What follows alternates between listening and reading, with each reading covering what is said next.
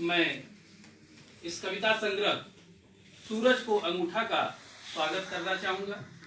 हम सभी करतल ध्वनि से इसका स्वागत करेंगे। इसके पश्चात मैं हमारे समय के महत्वपूर्ण कवि श्री मदन कश्यप जी का स्वागत करता हूं। हम सभी आपके रचना कर्म से परिचित हैं।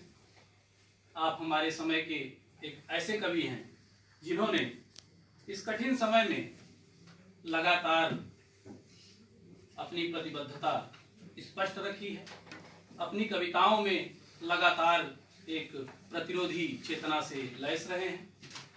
मैं इस कार्यक्रम में आपका बहुत बहुत स्वागत करता हूं। श्री लीलाधर मंडलोई जी हमारे समय के प्रतिष्ठित कवि हैं, गद्यकार हैं। हम सभी उनकी कविताओं से परिचित हैं। भारतीय ज्ञानपीठ के पूर्व निदेशक हैं। मैं आज के इस कार्यक्रम में आपका हार्दिक स्वागत करता हूं। अनामिका जी को हिंदी समाज से में शायद ही कोई ऐसा होगा जो इनसे अपरिचित हो। इन्होंने न केवल एक कवित्री के रूप में हमारे समय में अपनी एक विशिष्ट पहचान बनाई है और एक अपना अलग से स्थान निर्मित किया है, बल्कि स्त्रीत्व का एक नया मानचित्र खींचा है अपनी विमर्श आलोचना में। महत्वपूर्ण कवित्री हैं, महत्वपूर्ण विमर्शकार हैं और महत्वपूर्ण उपन्यासकार एवं कथाकार भी हैं। एक बहुआयामी रचनात्मक व्यक्तित्व है आपका। मैं आपका बहुत बहुत स्वागत करता हूं और आज के इस कार्यक्रम में आप सभी पधारे और इस परिचर्चा को आप लोगों ने एक महत्वपूर्ण गरिमा प्रदान की। मैं आप सभी का बहुत बहुत स्वागत करता हूं। अच्छा, सॉरी। युवा आलोचक समीक्षक जगन्नाथ दुबे जी हमारे बीच मौजूद हैं। लगातार समसामयिक विषयों पर लिखते रहते हैं। विभिन्न पत्र पत्रिकाओं में हम उनको पढ़ते रहते हैं। मैं जगन्नाथ दुबे का बहुत बहुत स्वागत करता हूं। काशी हिंदू विश्वविद्यालय के शोधार्थी हैं और हम सभी उनको लगातार उनकी सक्रियता के माध्यम से जानते रहते हैं।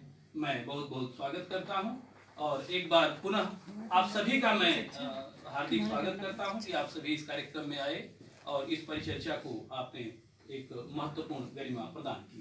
धन्यवाद। बताओ, मैं एकमात्र आलोचक वही है।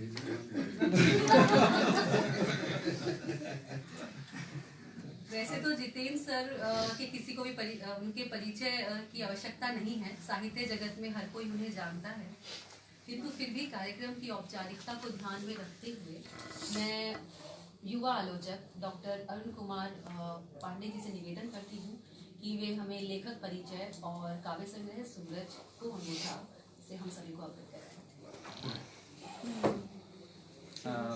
नमस्कार। सही बात है भावना। कवि आलोचक जितेंद्र श्रीवास्तव जी को किसी अलग से परिचय की जरूरत नहीं है। पिछले 3 दशकों से हिंदी कविता के क्षेत्र में निरंतर सक्रिय, सम्मानित और स्वीकृत कवि जितेंद्र श्रीवास्तव के अब तक 9 कविता संग्रह प्रकाशित हो चुके हैं। इन दिनों हाल चाल, कायांतरण, अनभय कथा, बिल्कुल तुम्हारी तरह और उसी क्रम में सूरज को अंगूठा, उजास, प्रतिनिधि कहानियों का संग्रह है कवि ने कहा, क्षमा करें, कविताओं का संग्रह है कवि ने कहा और बेटियों पर केंद्रित इनकी कविताओं का संग्रह है जो संभवतः हिंदी की दुनिया में एकमात्र संग्रह अभी तक है मेरी जानकारी में, जो विशेष रूप से कविताओं पर, बेटियों पर केंद्रित कविताएं हैं जिनमें अब तक जितेंद्र श्रीवास्तव जी के कई आलोचना संग्रह भी प्रकाशित हो चुके हैं। रचना का जीव द्रव्य, विचारधारा न्याय विमर्श और हिंदी कविता। कुछ मैं देख लेता हूं क्योंकि बहुत लंबी लिस्ट है ये। उपन्यास की परिधि, आलोचना का मानुष मर्म, सर्जक का स्वप्न, भारतीय समाज, राष्ट्रवाद और प्रेमचंद, और कई इस तरह के और कई संग्रह हैं इनके। इन्हें अभी तक कई सम्मान मिल चुके हैं। हिंदी आलोचना के लिए देवी शंकर अवस्थी पुरस्कार, कविता के लिए भारत भूषण अग्रवाल पुरस्कार, और ऐसे विरले व्यक्ति हैं जिन्हें भारत भूषण अग्रवाल और देवी शंकर अवस्थी दोनों पुरस्कार प्राप्त है। इसके अतिरिक्त हिंदी अकादमी दिल्ली का कृति सम्मान, उत्तर प्रदेश हिंदी संस्थान का रामचंद्र शुक्ल पुरस्कार, उत्तर प्रदेश हिंदी संस्थान का विजय देवनारायण शाही पुरस्कार, भारतीय भाषा परिषद कोलकाता का युवा पुरस्कार, डॉक्टर रामविलास शर्मा आलोचना सम्मान और परंपरा ऋतुराज सम्मान इत्यादि आप ग्रहण कर चुके हैं। यहाँ पर हम लोग सूरज को अंगूठा शीर्षक संग्रह पर परिचर्चा हेतु एकत्रित हुए हैं। तो मुझे इस संग्रह से कुछ परिचित कराने के लिए कहा गया है। तो मैं केवल संग्रह पर बात नहीं करूंगा, अपितु जितेंद्र श्रीवास्तव जी के समग्र कवि कर्म पर बात करने की कोशिश करूंगा। बस 1 मिनट के भीतर मैं बात अपनी रखूंगा, क्योंकि बाकी औपचारिक बातचीत के लिए या विस्तृत व्याख्यान के लिए आप लोग यहाँ एकत्रित हुए हैं। हमारे बीच में प्रतिष्ठित कवि अनामिका जी हैं, मदन कश्यप जी हैं, लीलाधर मंडलोई जी हैं, और हमारे समय के युवा आलोचक जगन्नाथ दुबे जी हैं। तो सबसे पहली बात यह है कि जितेंद्र श्रीवास्तव जी की कविताओं का प्राण तत्व जो है वह राजनीति और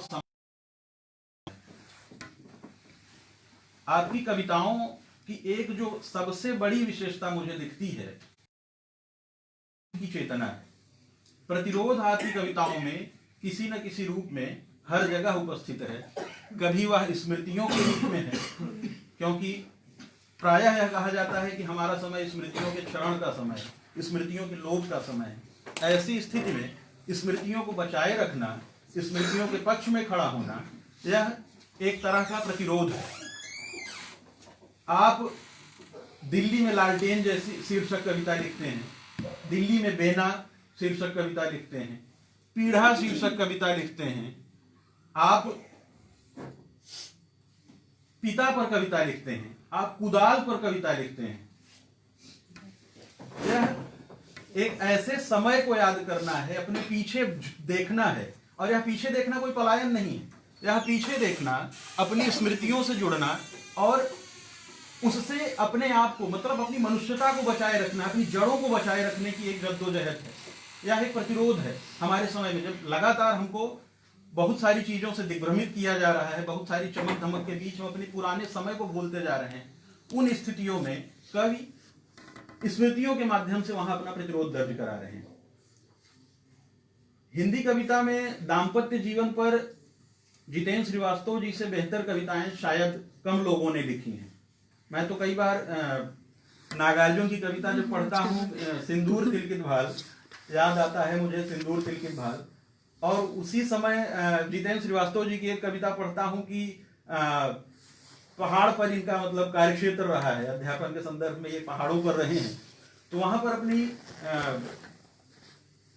पत्नी को या प्रेयसी को याद करते हुए ये कहते हैं, यह केवल सिंदूर तिलकित भाल को याद नहीं करते हैं, क्योंकि नागार्जुन जहां प्रकृति का सहारा लेते हैं, लीचियां और आम, मुझे अपना तरौनी ग्राम, वो पूरे परिवेश को याद करते हैं। लेकिन उस याद करने के क्रम में जितेंद्र श्रीवास्तव अपनी पत्नी को वहां महसूस करते हैं कि यह अकेला कमरा, मैं इस कमरे में हूं, लेकिन यह कमरा तुम्हारी होने के एहसास से भरा हुआ है।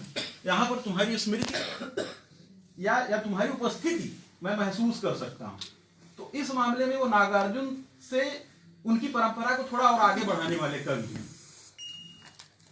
इसके अतिरिक्त अगर और कुछ कहा जाए तो इनकी कविताओं में आपको आत्मीयता के दर्शन होंगे, आत्मीय रिश्ता बनाती हैं इनकी कविताएं। आपको यह कभी महसूस नहीं होने देंगे कि यह किसी और व्यक्ति ने यह कविता लिखी है। वो लगता है कि आपके ही जीवन की, आपकी स्मृतियों का एक विस्तार है, किसी और के मुख से आप अपने ही जीवन की दास्तान सुन रहे हैं। और जैसा कि प्रतिरोध की मैंने बात की, सूरज का अंगूठा, सूरज को अंगूठा, यह इस संग्रह के शीर्षक से ही स्पष्ट हो जा रहा है कि सूरज को अंगूठा दिखाना यह एक तरह का बहुत बड़ा प्रतिरोध है। और इस प्रतिरोध में आम जनता है, इस प्रतिरोधी तेवर के साथ आम जनता है। विशेष रूप से इस संग्रह में राजनीतिक तेवर की कविताएं ज्यादा हैं। राजनीतिक तेवर के साथ साथ प्रेम की भी कविताएं हैं। एक कविता मैं इसमें से पढ़ना चाहूंगा, बहुत छोटी सी कविता है और शीर्षक है आना। कहीं भी जाना अनिवार्यता होता है कहीं से आना। आना ही सत्य है पूरा, जाना तो बस एक प्रक्रिया है फिर आने के लिए। तो यह फिर से आने का तेवर लिए हुए जितेंद्र श्रीवास्तव जी की कविताओं का हम यहाँ स्वागत करते हैं और मैं अपनी वाणी को विराम देता हूँ और बाकी बातचीत आप लोग रखेंगे। धन्यवाद। धन्यवाद भैया। अब मैं बुलाना चाहती हूँ उस कवि को जिसने अपनी कविताओं से न केवल चुप्पी के समाजशास्त्र को चुनौती दी, वरन भीड़ तंत्र में शामिल होने से साफ इनकार कर दिया, जो अपने अंजलि भर उजाले, चुटकी भर शीतलता और कटोरी भर धैर्य के साथ न केवल एक नई स्त्री की खोज करता है, बल्कि सूरज को अंगूठा दिखाने की हिम्मत भी रखता है। मैं सुप्रसिद्ध कवि जितेंद्र श्रीवास्तव को उनके काव्य संग्रह सूरज को अंगूठा में से कुछ कविताओं के पाठ करने के लिए मैं सादर करती हूँ। आदरणीय अध्यक्ष महोदय, सब आप तीनों अध्यक्ष हमारे अध्यक्ष भी हैं। हमारा जो नया समाज बन रहा है वो कोई अध्यक्ष वहाँ नहीं, सब एक तीनों चटाई अध्यक्ष पर हैं। बैठे। हमारे अत्यंत आदरणीय मंगलुए जी, मदन जी और अनामिका जी, सब हमारे अपने परिवार के लोग हैं। अनामिका जी बड़ी बहन हैं, आप दोनों बड़े भाई हैं, ये छोटे भाई की तरह हैं। जगन्नाथ, यहाँ हमारे अपने लोग बैठे हैं, हमारे अपने सहयोगी सब बड़ी बहनें हैं। ये लोग हैं स्कूल ऑफ ट्रांसलेशन से और हमारे स्कूल से, दोनों जगह से लोग बैठे हुए हैं। सब हमारे सहकर्मी बैठे हैं, विद्यार्थी बैठे हैं, रोज ही मिलते हैं। इसमें से कुछ लोग कुछ कविताएं सुनते भी रहे होंगे। 2-3 कविताएं पढ़ता हूँ। पहली कविता है, सपने अधूरी सवारी के विरुद्ध होते हैं। स्वप्न पालना हाथी पालना नहीं होता, जो शौक रखते हैं चमचों दलालों और गुलामों का। कहे जाते हैं स्वप्नदर्शी सभाओं में, सपने उनके सिरहाने छूटने पर जाते हैं। सृष्टि में मनुष्यों से अधिक हैं यातनाएं, यातनाओं से अधिक हैं सपने, सपनों से थोड़े ही कम हैं सपनों के सौदागर, जो छोड़ देते हैं पीछा सपनों का ऐरे गहरे दबाओं में, फिर लौटते नहीं सपने उनका। सपनों को कमजोर कंधे और बार बार चुंधियाने वाली आंखें रास नहीं आती, उन्हें पसंद नहीं वे लोग जो ललक कर आते हैं उनके पास, फिर छुई मुई हो जाते हैं। सपने अधूरी सवारी के विरुद्ध होते हैं। इस की जो शीर्षक कविता है मैं वो भी पढ़ देता हूँ। हमारे विद्यार्थी लोग हैं, उनका कहना था कि उसको पढ़ दिया जाए, तो पढ़ देता हूँ मैं। जिसके नाम पर इस संग्रह का नाम रखा है सूरज को अंगूठा। छोटी सी कविता। कुछ रास्ते पराजय के दिनों की याद दिलाते हैं, कुछ संशय भरे दिनों की। एक दिन किसी रास्ते पर चलते हुए अचानक याद आता है वह सहयात्री जो अंधेरे में चमका था जुगनू की तरह। जब रास्ते याद आते हैं वे बसें भी याद आती हैं जो परियों की तरह ले गईं स्वप्न की दिशा में, जिन्होंने खूब सहे हमारी नींद के झटके पर कभी की नहीं कोई शिकायत। उन्होंने हमारा दुख सहा सगी बहनों की तरह, उन्होंने हमारा दुख सहा सगी बहनों की तरह और दौड़ी जहाँ तक संभव हुआ हमारे सुख की प्रत्याशा में। अभी जिन रास्तों पर बची हुई हैं पराजय की स्मृतियाँ, उन पर किसी दिन किसी बस से गुजरते हुए लोगों को दिखेंगे कुछ बच्चे लाल गुद्दे वाले अमरूद खाते हुए, ठहाका लगाते हुए, पूर्वजों के पराजय के इतिहास को धामते हुए, माथे पर चढ़ आए सूरज को अंगूठा दिखाते हुए।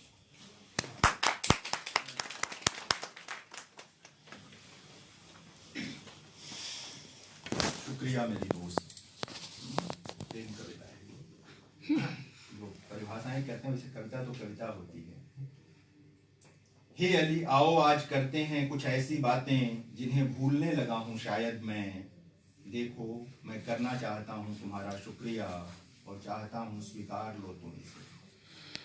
तुम्हें सचमुच मालूम नहीं जो सूख गया था भीतर ही कहीं, तुमने फिर से भर दिया है वही जीव द्रव्य न जाने कहाँ से लाकर मुझ में।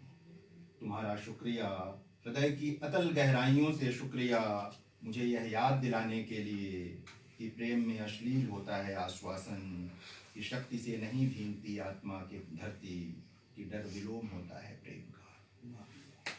कि प्रेम में अश्लील होता है आश्वासन, कि शक्ति से नहीं भींगती आत्मा की धरती, कि डर विलोम होता है प्रेम का। शुक्रिया मेरी दोस्त, शुक्रिया इसलिए भी कि तुमने जीवन का स्वप्न रहते रहते फिर से खोल कर बाँच दिया है वह पन्ना जो बिला गया था मेरी ही पुतलियों में कहीं।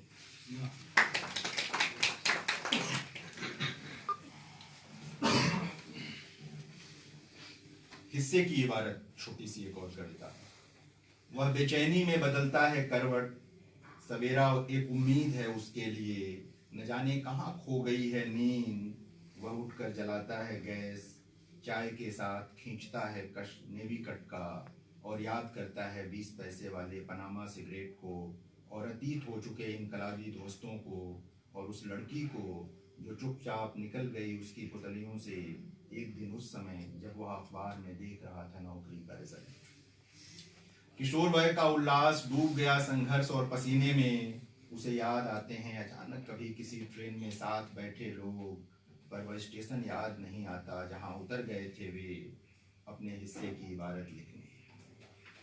जो रात चुपचाप सुला लेती थी उसकी थकी देह को अपनी गदोरी पर, वह करवटें बदल रही है उसकी आंखों में। जो रात चुपचाप सुला लेती थी उसकी थकी देह को अपनी गदोरी पर, वह करवटें बदल रही है उसकी आंखों में। जाने यह विकास का कौन सा पायदान है जब मनुष्य तो मनुष्य रात को भी नींद नहीं आती रात में। अलक्षित है बेगमपुरा। नवंबर का महीना बीतने को है, शाम का धुंधलका गहराने लगा है। बिल्कुल खाली है 8:30 की बस, पर इसे जाना ही होगा साकेत। जरूरी नहीं इस छोर से खाली जा रही बस उस छोर से भी खाली ही लौटे। संभव है उस ओर खड़े हों कुछ लोग घर लौटने की प्रत्याशा में। घर अब भी निरापद है, सबसे सुरक्षित इस दुनिया में कहीं से भी लौटने के लिए। स्वागत में उठी हुई घर की बाहें कभी नहीं थकती, लोग थक जाते हैं। इस समय बस की हेडलाइट से आंख मिचौली खेल रहा है चंद्रमा। शिरीष की सुगंध समा गई है चांदनी में। चांद बस के साथ चलता हुआ जाएगा साकेत, लौटते हुए लोगों को दिखेगा साथ लौटता हुआ, पर लौटेगा नहीं। आज उसे जाना है बेगमपुरा, आज रात वही है उसकी मंजिल। वह देखना चाहता है संत रविदास के उस स्वप्न नगर की शब्दातीत गरिमा, महसूस करना चाहता है उसकी शीतलता। वह जानता है संत रविदास को गए बीत गई सदियां, तरक्की की बढ़ती ही गई सीढ़ियां। न जाने क्या क्या खोज लिया, क्या क्या कर लिया आदमी ने, पर अभी अलक्षित है बेगमपुरा। वहाँ कोई बस नहीं जाती, दुनिया की सारी बसें लौट आती हैं किसी न किसी साकेत से। और आज के लिए आखिरी कविता।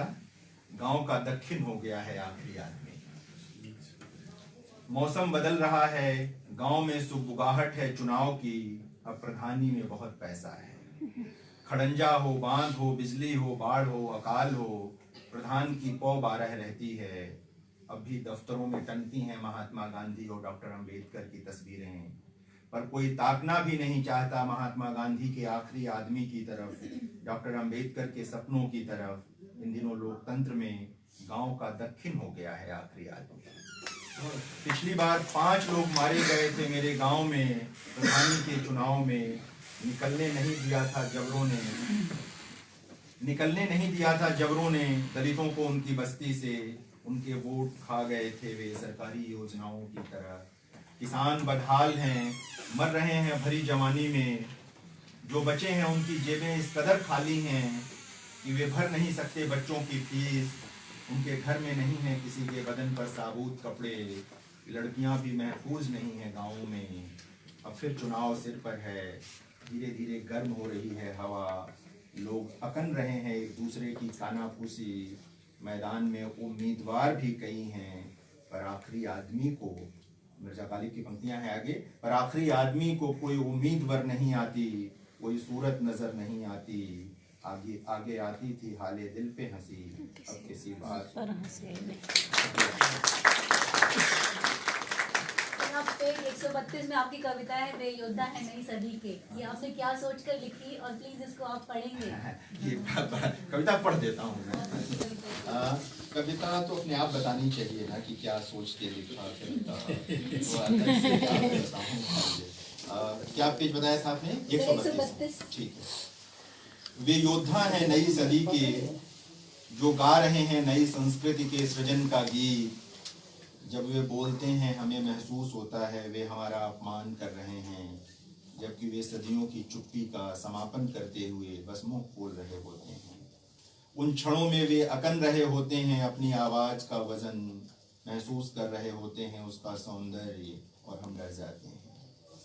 वे हमसे पूछना नहीं अपने हक का भूगोल स्वयं बताना चाहते हैं। संस्कृति की उपलब्ध सभी टीकाओं को सहर्ष समर्पित करना चाहते हैं अग्नि को। कहीं कोई दुविधा नहीं है उनमें, वे नई संस्कृति के अग्रधावक हैं 100%।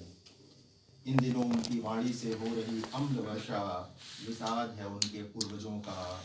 उसका कोई लेना देना नहीं किसी आम किसी खास से। वे अनंत काल से चलती चली आ रही गलतियों पर अंतिम ब्रेक लगाना चाहते हैं, भस्म करना चाहते हैं उस चादर के अंतिम रेशे को भी जो कवच की तरह काम आती रही पुराणपंथियों के। सचमुच वे योद्धा हैं नई सदी के, हमारा विश्वास करीब लाएगा उन्हें। वे हमारे खिलाफ नहीं वंचना के विरुद्ध हैं, निश्चय ही हमें इस संग्राम में होना चाहिए उनके साथ।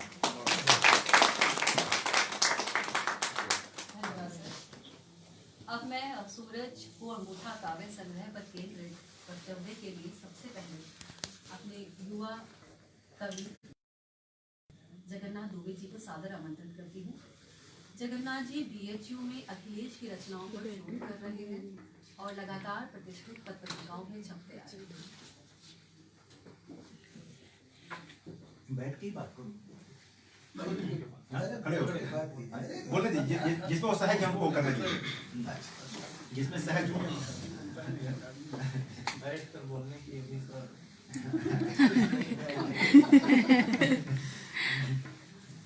शुक्रिया भावना जी, मंच पर आप सभी और ये मंच जैसे ही सभा में आप सब श्रोतागण। सबसे पहले तो मैं अपने प्रिय कवि जितेंद्र जी को उनके नए काव्य संग्रह के लिए बहुत बधाई देता हूँ। और ये शोध समवाय समूह ने कार्यक्रम किया और उसमें मुझे अपनी बात रखने का अवसर दिया, उसके लिए आपके प्रति भी आभार। शोध समवाय समूह के साथियों के प्रति आभार। अभी मदन सर कह रहे थे कि हम लोगों के बीच अकेले आलोचक के रूप में जगन्नाथ है, तो आपने ये बात कही कि कवि तो मैं कविताएं नहीं लिखता, ये सच है, और आलोचक हूँ कि नहीं ये तो नहीं कह सकता, पर हाँ कुछ पढ़ता हूँ तो उस पर जो हमारे मन में बातें आती हूँ तो मैं उस तरीके से रिएक्ट करना चाहता हूँ। और यह भी सच है, मैं उसको शुरू में ही स्वीकार कर लूँ कि संग्रह मुझे जब मिला तो तब से एक बार पूरा तो पढ़ गया, पर फर्स्ट रीडिंग में कोई बात बहुत मुकम्मल तरीके से और बहुत व्यवस्थित ढंग से कह पाऊंगा ऐसा बहुत संभव नहीं दिखता है। तो कुछ बिखरी बातें होंगी, टूटी फूटी बातें होंगी, जिनको आगे आने वाले वक्ता हमारे जोड़ेंगे शायद। और बेहतर शुरू करूँ जहाँ अभी परिचय देते हुए आपने जितेंद्र जी के व्यक्तित्व की बात की, तो जिस पीढ़ी के कवि हैं जितेंद्र श्रीवास्तव, यानी वो पीढ़ी 1990 के बाद का जो पूरा हाहाकारी परिदृश्य है, वो हाहाकारी इस रूप में कि उस उस दशक के शुरुआत में, यानी 90, 91, 92, 93 के बीच 3-4 सालों में इस देश में और जो कुछ घटित हो रहा था, जो कुछ बदल रहा था, जो बदलाव आ रहे थे, उनका बहुत गहरा असर हमारे आज के समय पर दिखाई देता है। जब 1992 में बाबरी मस्जिद का ढांचा गिराया जा रहा था, तो वह सिर्फ एक ढांचा नहीं गिराया जा रहा था। इस देश में सेकुलरिज्म जीवित रहेगा या उस पर सांप्रदायिक ताकतें हावी हो जाएंगी, इस पर भी विचार करने की स्थिति बननी चाहिए थी। ऐसी स्थिति दिखाई दे रही थी। जब उदारीकरण की व्यवस्था लागू हो रही थी, भूमंडलीकरण की प्रक्रिया शुरू हो रही थी, उस समय यह भी सोचने की स्थिति थी कि उससे जो हमारा लोकल है, जो हमारे गांव हैं, जो हमारा गांव का परिवेश है, या जो हमारी भारत की जो मूल संस्कृति और मूल परंपरा है, उसके साथ उनका रिश्ता कैसा बनेगा। अगर इन चीजों को हम समझ लें, उस दौरान की घटित हुई इन घटनाओं को समझ लें, तो हम और उसके साथ जो विमर्शों का उत्तरकालीन दौर है, या जिसे मैं कहूँ कि जो प्रक्रियाएं आधुनिकता के नाम पर विकसित हुई 15वीं, 16वीं, 17वीं शताब्दी से लेकर के 19वीं शताब्दी, 20वीं शताब्दी के अंत तक, उन प्रक्रियाओं के जो उत्तरकालीन रूप दिखाई देते हैं, चाहे वह उत्तर संरचनावाद हो, या उत्तर आधुनिकता हो, या उत्तर पूंजी, जिसे पूंजी के बाद, पूंजीवादी युग के बाद उत्तर पूंजी कहा गया, उन संदर्भों को भी जब हम देखते हैं, जब लेते हैं, तो उन सारे संदर्भों के बीच इस पीढ़ी की कविता को पढ़ने की कोशिश की जानी चाहिए, देखने की कोशिश की जानी चाहिए।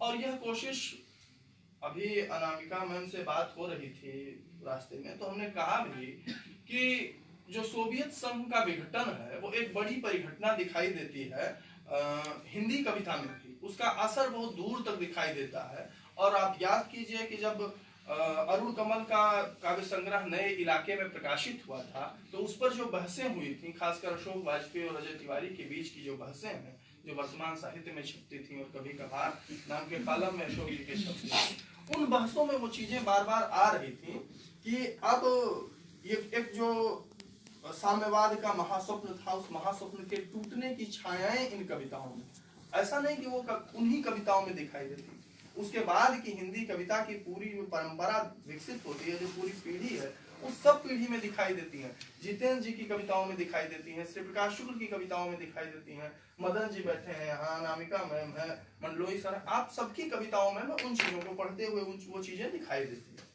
तो उन संदर्भों से कविताओं को देखना चाहिए। अब इस संग्रह की अगर बात करूं मैं, तो इस संग्रह को जो भूमिका हमने जिस भी तरीके से बांधी, जो आपको जैसे समझ में आई, उस आधार पर अगर देखें तो जो कारपोरेट पूंजी है, जिसे तमाम बार दरबारी पूंजी कहा जाता है, यानी क्रोनी कैपिटलिज्म जिसे कहते हैं, वह जब विकसित हुई दरबारी पूंजी, तो उसका जो हमारे लोकतंत्र के साथ गठजोड़ बनता है, और उस गठजोड़ के बाद जिस तरीके से सत्ता में या सत्ता में भागीदारी की स्थिति सुनिश्चित होती है, उसमें जो हमारी मीडिया का चरित्र है, और उसके बाद जो हमारा आज का समय, जिसे तमाम बार पोस्ट ट्रुथ समय कहा जाता है, सत्योत्तर समय या उत्तर सत्य का समय, उत्तर सत्य समय, तो इस समय में अब जब आप देखते हैं, तो जितेंद्र श्रीवास्तव की ये कविताएं आप देखते हैं, इन कविताओं पर आप ध्यान केंद्रित करें कि क्या यह वही आजादी है, असल पहचान, साहब लोग रेनकोट ढूंढ रहे हैं। इन कविताओं को आप पढ़ें, इन कविताओं में ये चीजें बहुत स्पष्ट दिखाई देती हैं। जिसे दरबारी पूंजी कह रहा हूं मैं, वह दरबारी पूंजी का जो रूप सत्ता के चरित्र के साथ विकसित हुआ रूप है, वो रूप आपको दिखाई देगा। और इसके साथ साथ इनकी कविताओं में जो दूसरे चरित्र आ रहे हैं, वो चरित्र जो जैसे राम वचन भगत है, बोधू है, रमिया है, या संजना तिवारी है, राम दुलारी, और इसके साथ जो नेब सराय में रहने वाले लोग हैं, नेब सराय नाम की कविता जो है, उस कविता में जो रहने वाले लोग हैं, तो इन चरित्रों को आप देखिए, तो ये दो वर्ग बहुत स्पष्ट दिखाई देता है। और इस वर्ग के साथ इनकी लगभग कविताओं में इस वर्ग के साथ एक संवाद विकसित होता है। संवाद उस दरबारी पूंजी वाले सत्ता तंत्र के साथ भी होता है, और संवाद इस वर्ग यानी जिसमें राम बचन भगत हैं, रमिया है, संजना तिवारी है, राम दुलारी है, इनसे भी संवाद होता है। अब वह संवाद कैसा है इसको अगर देखना हो तो अभी पहली कविता का पाठ जिसमें किया जितेंद्र जी ने, उस कविता की शुरुआती पंक्तियां आप अगर देखें तो उसमें स्वप्न पालना हाथी पालना नहीं होता, जो शौक रखते हैं चमचों दलालों और गुलामों का, कहे जाते हैं स्वप्नदर्शी सभाओं में। है कि नहीं है, ये आपको सोचना है, पर कहे जाते हैं स्वप्नदर्शी सभाओं में, सपने उनके सिरहाने थूकने भी नहीं आते। सपने किसके बीच पलते हैं? जो संघर्ष करता है, और संघर्ष करने वाला वर्ग जो है उसके साथ जितेंद्र जी जिस तरीके से खड़े हैं वो वर्ग वही है राम दुलारी और राम बचन भगत, रमिया का। तो एक तो संदर्भ यह बनता है इनकी कविताओं का। एक दूसरा संदर्भ बनता है जो स्मृति की बात की गई, शायद आपने ही स्मृतियों की बात की है, तो आपकी कविताओं में मैंने कविताएं स्मृति लोक में तो जाती ही है, पर वहां जाकर जिस तरह से संवाद होता है। 2-3 कविताएं ऐसी हैं, 3 कविताएं संग्रह में मुझे मिली जिनमें ये कहीं गए हुए हैं तो इनका कोई बचपन का साथी मिल गया, कोई पुराना दोस्त मिल गया, उससे बातचीत होने लगी। अब वह बातचीत जो हो रही है उस बातचीत में, जैसे वो जो लोकतंत्र का प्रमेय वाली कविता है जिसमें वो साथी मिलता है, बातचीत होने लगती है, तो वो चुनाव लड़ना चाह रहा है और उस चुनाव लड़ने में फिर वो इनकी जाति तक पहुंच जाता है और ये देखता है कि हाँ किस किस जाति का समीकरण कैसे बनेगा तो मैं चुनाव जीत जाऊंगा। तो वहां वो जो कुछ दिखाई देता है यानी आधुनिक प्रमेय, तो उस तरह की स्मृतियों के बारे में जो है इनकी कविताएं बहुत मजबूती से अपनी बात कहती हुई दिखाई देती हैं। दूसरा जो सत्ता की बात हमने की कि सत्ता के साथ जिस तरीके से जितेंद्र श्रीवास्तव का रिश्ता बनता है, जिस तरीके से वो सत्ता के खिलाफ अपनी बात कहते हैं, जो जैसे सपने वाली कविता ये भली हमने कोट की, इस तरीके की बहुत सारी तमाम कविताएं आपको इस संग्रह में मिल जाएंगी। एक कविता का एक अंश मैं आपको सुनाना चाहता हूँ, असल पहचान नाम की कविता है। कैसे हमारी जो अपनी पहचान है, जो मूल पहचान हमारी हो सकती थी, उसको कैसे खत्म करके एक खास तरह की का जो है लेबल चिपका दिया गया है और उस लेबल को ही हमारी पहचान मान लिया गया है। वैसे आप भी आप नहीं हैं, मैं भी मैं नहीं, हमारी असल पहचान गुम हो गई है संसद के गलियारों में, बहुराष्ट्रीय कंपनियों की गोपनीय फाइलों में, प्रधानमंत्री की पुतलियों में। अब देखिए कि जहां भी संसद है, सरकार है, प्रधानमंत्री हैं, यानी जो इस लोकतंत्र के नुमाइंदे हैं, वो जहां जहां आते हैं वहां वहां आपको कारपोरेट, पूंजी, बाजार, इस तरह की चीजें दिखाई देंगी। और ये जब दिखाई देंगी तो ये सत्ता के साथ दिखाई देंगी, ये इंसान के साथ नहीं दिखाई देंगी। जो इंसान के साथ दिखाई देने वाले लोग हैं उनमें आपको कबीर दिखाई देंगे, आपको अंबेडकर दिखाई देंगे, महात्मा गांधी के आखिरी आदमी की चिंता जो है वो महात्मा गांधी दिखाई देते हैं, फूले दिखाई देते हैं। और एक कविता भी इसमें इस संग्रह में शामिल है जिसमें अंबेडकर से और फूले से बहुत सारे वो संवाद होते हैं। उन संवादों को आप पढ़िए, उसमें देखेंगे कि किस तरीके से कवि अपनी वर्गीय पक्षधरता तय करता है कि वो किसके साथ खड़ा है।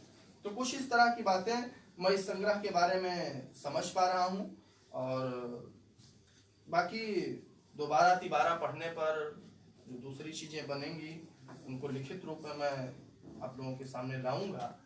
यहाँ मैं अपनी यही बात कहकर अपनी वाणी को विराम देता हूँ। आप हमारी अगली वक्ता सुप्रसिद्ध कवित्री राधिका जी हैं। आपकी कुछ प्रमुख कविता संग्रह है, गलत पते की चिट्ठी, बीजाक्षर, अनुष्टुप, अभी वसंत को तुम्हारी जरूरत है, तू ध्यान और खुदरी। अरे नहीं ऐसा नहीं, पहले मुझे बोलना था, भूल गए। चलिए कोई बात नहीं, भूल गई आप। देखो आप नहीं, ये जगह उन्हीं को मिलनी चाहिए। अरे समाहार आपसे होगा। समाहार क्यों मुझसे? मंडलोई जी बोलना चाहते हैं।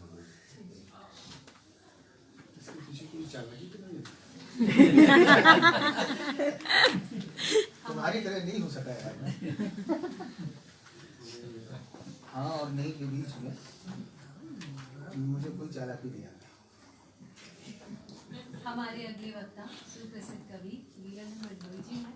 आपके कुछ प्रमुख कविता संग्रह हैं। एक बहुत कोमल तान, रात बिरात, मगर एक आवाज, देखा अदेखा, समालोचना, लिखे में दुख आदि। आपने चेखव की कथा पर फिल्म एवं प्रख्यात कथाकार ज्ञानंजन पे वृत्त चित्र का निर्देशन किया है।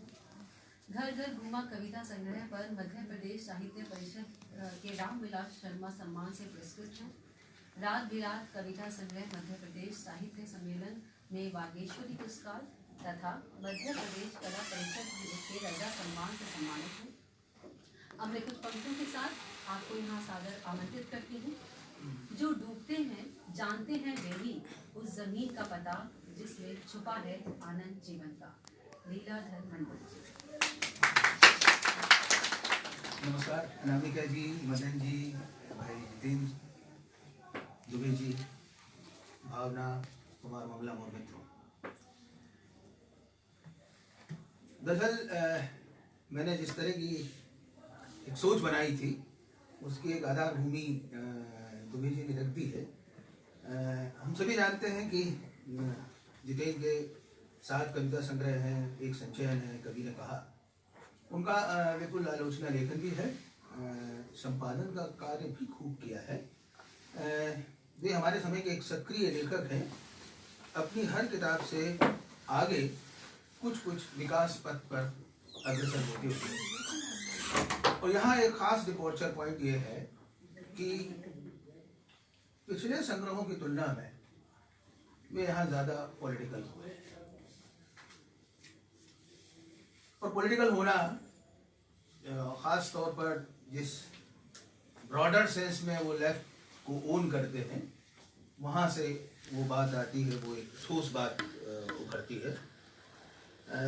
लेकिन हमें उन बाकी संग्रहों को भी ध्यान में रखकर कोई बात कहनी चाहिए। तो उनके संग्रहों को पढ़ते हुए मुझे एक शेर याद आता है। इसमें एक शब्द आता है रगे गुल, यानी कि फूल की नस या धमनी, जो भी कुछ कह सकते हैं। और ये मतलब उनके व्यक्तित्व को भी इस संग्रह के साथ स्थापित करता है। था इतना सख्त जान कि तलवार बेअसर। जब आप पॉलिटिकल होते हैं तो लगभग ऐसे होते हैं। था इतना सख्त जान की तलवार बेअसर, था इतना नर्म दिल कि रगे गुल से कट गया। तो सूरज का अंगूठा, ये जो संग्रह है हमारे सामने है, और मैं कोशिश ये करूंगा कि उनकी जो जमीन है, उनका जो उत्स है, जहाँ से उनकी कविता के विविध आयाम खुलते हैं, उनके ऊपर थोड़ी सी चर्चा करूँ। क्योंकि पॉलिटिकल फील्ड में तो हमारे युवा आलोचक मित्र ने कह दिया और एक अच्छी जमीन भी खड़ी करती है। उनकी कुछ पंक्तियां हैं जिनके बारे में जो लोग उन्होंने सुनाया भी, पर मैं किसी खास संदर्भ में उनको रिपीट करूंगा। पहले तो फिराक साहब जो इस किताब में आते हैं वो किस तरह से आते हैं कि घर लौट कर यूं ही पढ़ने लगा फिराक गोरखपुरी को, जिन्होंने कभी किसी प्रसंग में कहा था। क्या कहा था कि फिराक एक नई सूरत निकल तो सकती है, फिराक एक नई सूरत निकल तो सकती है, बकौल उस आंख के दुनिया बदल तो सकती है। और मुझे लगा उस आंख को ढूंढने के लिए बस जरा सी गर्दन झुकानी थी।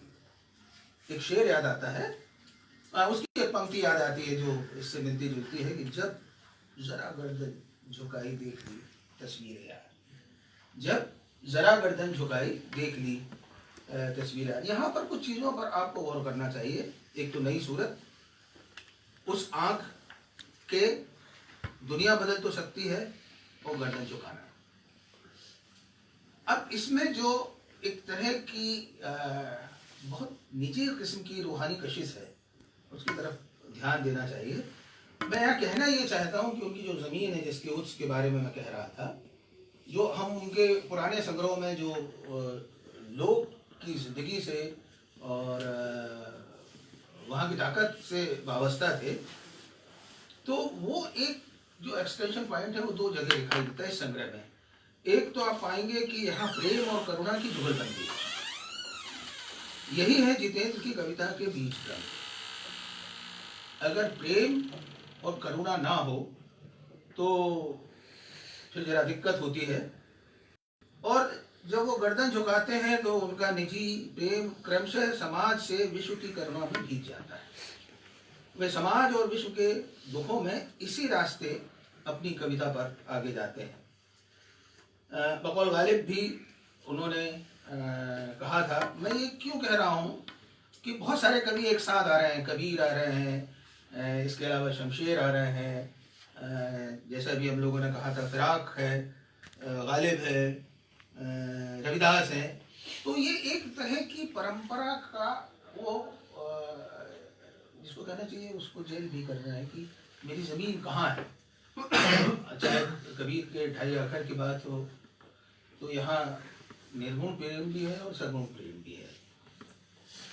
तो गालिब की पंक्तियों को याद करते हुए कहते हैं कि इब्ने मरियम हुआ करे कोई, मेरे दुख की दवा करे कोई। ये वही ज़मीन है, इसमें दोनों चीज़ें आपको दिखाई देंगी। जितेंद्र की ये कविताएं दुनिया जहान के दुखों में शिरकत करने का एक विश्वसनीय नाम है। उनके ऑब्जेक्ट में बहुत सारे किरदार आते हैं, जैसा दुबे जी ने बताया, बहुत सारी जगहें भी आती हैं और बहुत सारे नए शब्द आते हैं। तो इस तरह से वो हमारी शब्द संपदा में एक तरह का इजाफा भी करते हैं। बताया गया राम दुलारी है, माँ है, पिता है, पत्नी है, बहन है, जगप्रवेश है, वृद्धि चंद है, विशंबर है, संजना है, कबाड़ी है, मजदूर है, किसान है, विद्यार्थी हैं, कर्मचारी हैं, अध्यापक हैं, शोधार्थी हैं। और शोधार्थी के ऊपर तो एक कविता भी है, बड़ी दिलचस्प सी कविता है, उसको पढ़नी चाहिए और कम से कम उनके विद्यार्थियों को जरूर पढ़ना चाहिए। और बहुत सारी जगह हैं, जैसे तमकुटी कोठी है, बेगमपुरा है, इलाहाबाद है, गढ़कुंडार है, जौनपुर है, अयोध्या है, उज्जैन है, दिल्ली है, हरिद्वार है, वृंदावन है, गोरखपुर है। मतलब उनकी कविताओं का एक बड़ा भूगोल है, जो लोग और नागर दोनों ही तरह के समाजों को देखते हुए उनमें ट्रेवल आउट करते हैं वो। और वो इन डेप्थ ट्रेवलिंग कुछ इस तरह की है जिसमें आप ये देख पाते हैं कि एक कवि का संसार कितना विस्तृत होता जा रहा है। मोटे तौर पर आपको देखेंगे तो आपको लगेगा कि वो लोक की कविताएं हैं और नगर की कविताएं हैं, लेकिन ऐसा नहीं है। वो सामाजिक कविताएं भी हैं, भौगोलिक कविताएं भी हैं, राजनीतिक कविताएं भी हैं और यहाँ तक कि अर्थ विषयक कविताएं भी हैं। तो ये और इसका कारण ये है कि अगर आप प्रेम में हैं और करुणा में हैं तो प्रेम और करुणा से होते हुए एक चीज और भी होती है कि जिन सत्ताओं से आप ना इत्तफाकी रखते हैं, जैसे आप नाराज होते हैं, जहां आप कुछ बदलना चाहते हैं, तब वहां आप इस तरह के पॉलिटिकल सब्जेक्ट्स में जाते हैं। और उस पॉलिटिकल सब्जेक्ट में सिर्फ किसी पार्टी विशेष की राजनीति का मामला नहीं होता है। और दिलचस्प ये है कि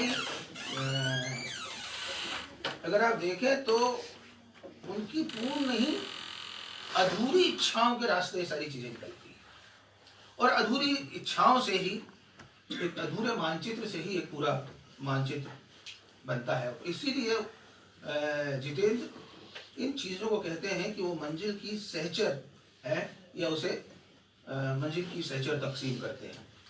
वे स्मृतियों के घाट से पूर्वजों तक जाते हैं। उनकी स्मृतियों की एक रेंज वहां भी देखना चाहिए जब वो यरूशलेम, मक्का, मदीना और दुनिया के अन्य देशों का सफर भी करते हैं।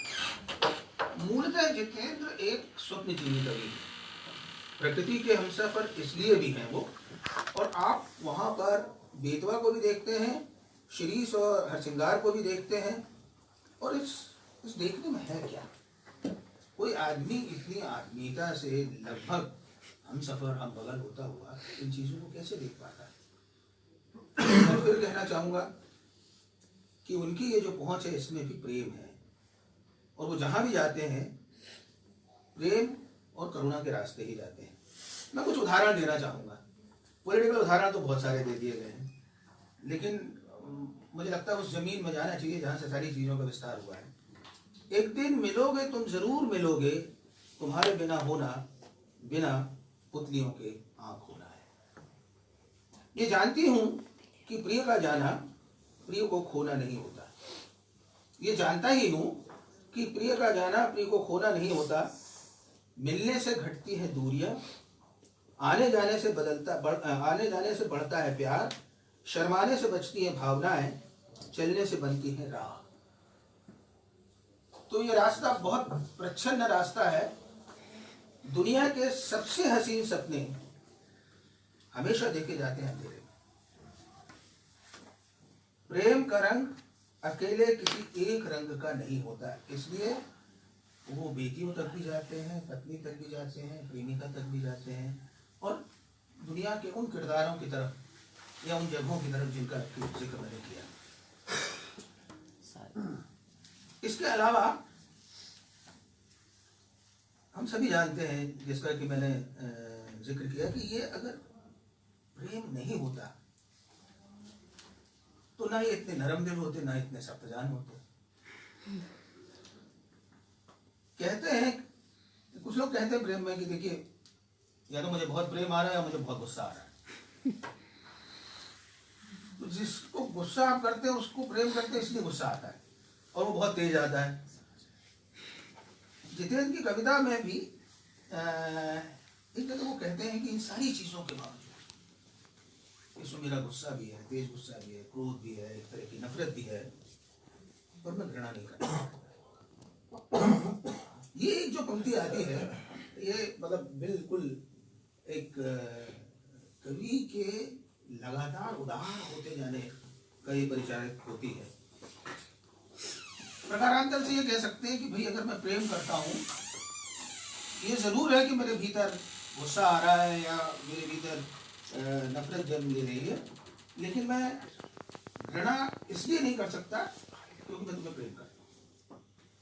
मैं कोशिश करूंगा कि चीजें बदलें, वो बदले या ना बदले वो एक अलग बात है, मैं कोशिश जरूर करूंगा। और इसलिए उनकी एक बहुत अद्भुत पंक्ति है, इसमें सारा सार संक्षेप है। वो पंक्ति ये है कि और एक मन है, और एक मन है सुंदरता का सनातन प्रेमी। तो ये जो सुंदरता का सनातन प्रेमी होना है, ये सुंदरता आप अपने दुश्मन में भी देख सकते हैं। जैसे ज्ञानरंजन कहते हैं कि मेरी तमाम राइटिंग में जो क्रोध है वो एक धातु की तरह आता है, और क्रोध ना हो तो मैं प्रेम के बारे में भी नहीं लिख सकता। तो कहीं इस स्तर पर जाके हम लोग अमूमन बहुत भेद नहीं करते इन चीजों का। हम लोग कहते हैं कि यार ये आदमी बहुत अच्छा है, या कहते हैं ये आदमी बहुत खराब है, ये आदमी प्रेम करता है या ये आदमी ऐसा है। तो ये सारी चीजें, तो मुझे लगता है जितेंद्र सुंदरता के सनातन प्रेमी है। वे दुनिया को हमारे लिए कुछ और मुक्ति बोध की तरह सुंदर बनाना, ये बचाना चाहते हैं। अंत में कुछ पंक्तियां और सुना देता हूँ। धरती पर मनुष्य बचे ना बचे, धरती पर मनुष्य बचे ना बचे, प्रकृति बचाती रहेगी पृथ्वी को निस्वप्न होने से। दूसरा उदाहरण है कि कवि हूं, नापता हूं एक जग में ब्रह्मांड, और बुद्ध तो बैठे ही मेरे भीतर। बुद्ध बार बार आते हैं उनकी कविताओं में, और भीतर और पुराने व नए कबीर भी हैं और शमशेर भी हैं। जमीन कुछ कुछ शमशेर की ज्यादा लगती है। जितेंद्र के साथ परंपरा के ये कवि रचते हैं प्रतिरोध का सौंदर्य शास्त्र, तो एक प्रतिरोध का सौंदर्य शास्त्र जितेंद्र भी अपनी तरह से रच रहे हैं, लेकिन वे सिर्फ निर्गुण प्रेम के कवि नहीं है, तो सगुण प्रेम के कवि। शुक्रिया। धन्यवाद सर।